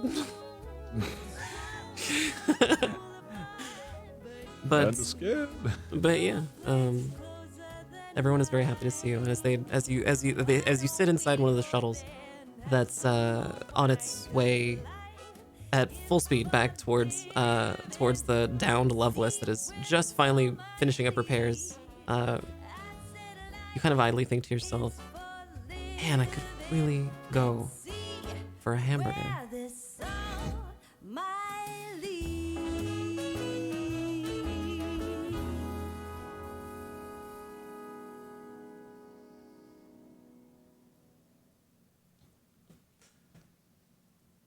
Good show, everyone. Good show. Well done. Oh my god. That was great. It was well done. That was great. You guys did so good. I did not expect that. I did not expect that at all. I thought Part of me you were was gonna, terrified. Yeah, I thought at the ceremony you were going to reveal that there was nothing wrong at all. We were just extremely lucky. I was ready for that as well. I was ready for what are you doing? Just like the music stops and it's like, oh, scratch. Oh no. Like Q's gonna show up and be like, "This is real. I was just helping you out the whole time." We're like, okay. Oh, that's great. That's great. Well, you guys got imaginary awards. You guys got imaginary awards and had like a whole ceremony. You got to learn some botanical stuff. But we got a new real friend. Yeah.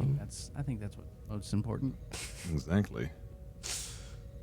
Well, you guys will have to figure out where to put her. You have to feed her. You got to take care of her. Bunk with Gregory. Belmont is already sketching out plans in his head for transportation things for her to get around the ship. It's fine. I'm actually going to get up with Gregory to create a pneumatic tube system specifically for her, so it's fine. Oh, wow. That's awesome. All right. Well, good job, everybody. If you're just tuning into the show or you're listening on podcasting apps such as Spotify or Stitcher, know that we record this show every Tuesday at 3 p.m. Pacific. That's 6 p.m. Eastern here at twitch.tv/FableScraps. You can find our VODs on YouTube, and you can hang out with us on social media at twitch.tv/FableScraps. You can also hang out with us on our Discord. That's fablescraps.com/Discord. I am so happy that you guys had a good time with this episode. This was really fun to write. We're going to go through and do like a little shout out for everybody. We're going to start off with Captain Lockstead, Fist of the Walrus. Hello, I'm Fist of the Walrus, play Captain Lockstead. I honestly really enjoyed this episode. Now we have our own little goo friend. You have her own little goo. The friend with, I'm guessing, insane psychic abilities of some sort. Like, that's not... That is just a little terrifying. So long as we're on Ada's good side, I think we should be fine. You've dealt with a errant AI with alien life forms that are out to kill you. Naming her Ada was perfect. Chat's right. Naming her Ada was like it was chef kiss. Beautiful. Good job. Thank you. I think it's a great name for her. Yeah, it works well with the Lovelace. I thought, you know what, that's probably where we should go. That's but great. anyways, I'm a Twitch streamer, role play mainly, little variety on the side. You can catch me over at Twitch and Twitter at Fist of the Walrus. And it was great being on the show today. Awesome. Thank you. Next up is Commander Herrick. Lock the Raven. I'm Lock the Raven. I'm a variety streamer on Twitch. You can also catch me on Fable Scraps' other show on Fridays, Doom Lore, a 40k story. And you can find me on Twitch and Twitter at Lock the Raven, spelled like it sounds. Awesome. Thank you, Locke. Next up is Aaron Black, Lieutenant Commander Belmont. Hi, my name is Aaron Black. I am a writer that published a book recently, and if you want to know more about that, you can find me over on Twitter at Aaron B. Writes. Awesome. I was trying so hard during the break to like nail down a Midwestern like Oh, Michigan God. accent. I was trying so It's hard. It's so hard. I couldn't do it. to I sort couldn't of- do it. It is a I pain couldn't in do the it without ass to do sounding that accent. Irish. Yeah, no, I like Yeah, you could it's have a little could have been difficult, you Irish know. as well. Oh my god. Like that's the whole Just gotta time. sound Oh, it's so worried. good to see you. It's gotta sound worried all the time, you know. all the time. It's just, what are you doing? Would have been good. Oh, that was great. No, she was perfect. She was Oh, perfect. good. Just a pain in the ass mom. I just want to say really quickly that I put you on the spot so hard, like coming up with backstory for your character on the fly, and you did it. You nailed it. You nailed it so hard. It was great. appreciate it. That's No, it was a awesome. lot of fun. I had a blast at my mom's house. Oh, good. Oh, that's great. It's good to hear. Next up, last but not least, Lieutenant Ram Enovan. Hello there, I'm Enovan. I'm a streamer here on Twitch. Typically, I stream roleplay and some variety VR games as well. You can find me at twitch.tv/Enovan. That's spelled ENEVUN. Awesome. Thank you so much, Enovan. Well, crew, we'll reconvene next week and every Tuesday at 3 p.m. Pacific, 6 p.m. Eastern, here at twitch.tv/FableScraps. My name is Nicotine. I'm the DM for the show, and we'll see you next week. Big thank you to the cast. Big thank you to the viewers here at Twitch, and have a great week, everybody. Bye-bye. Bye. Farewell.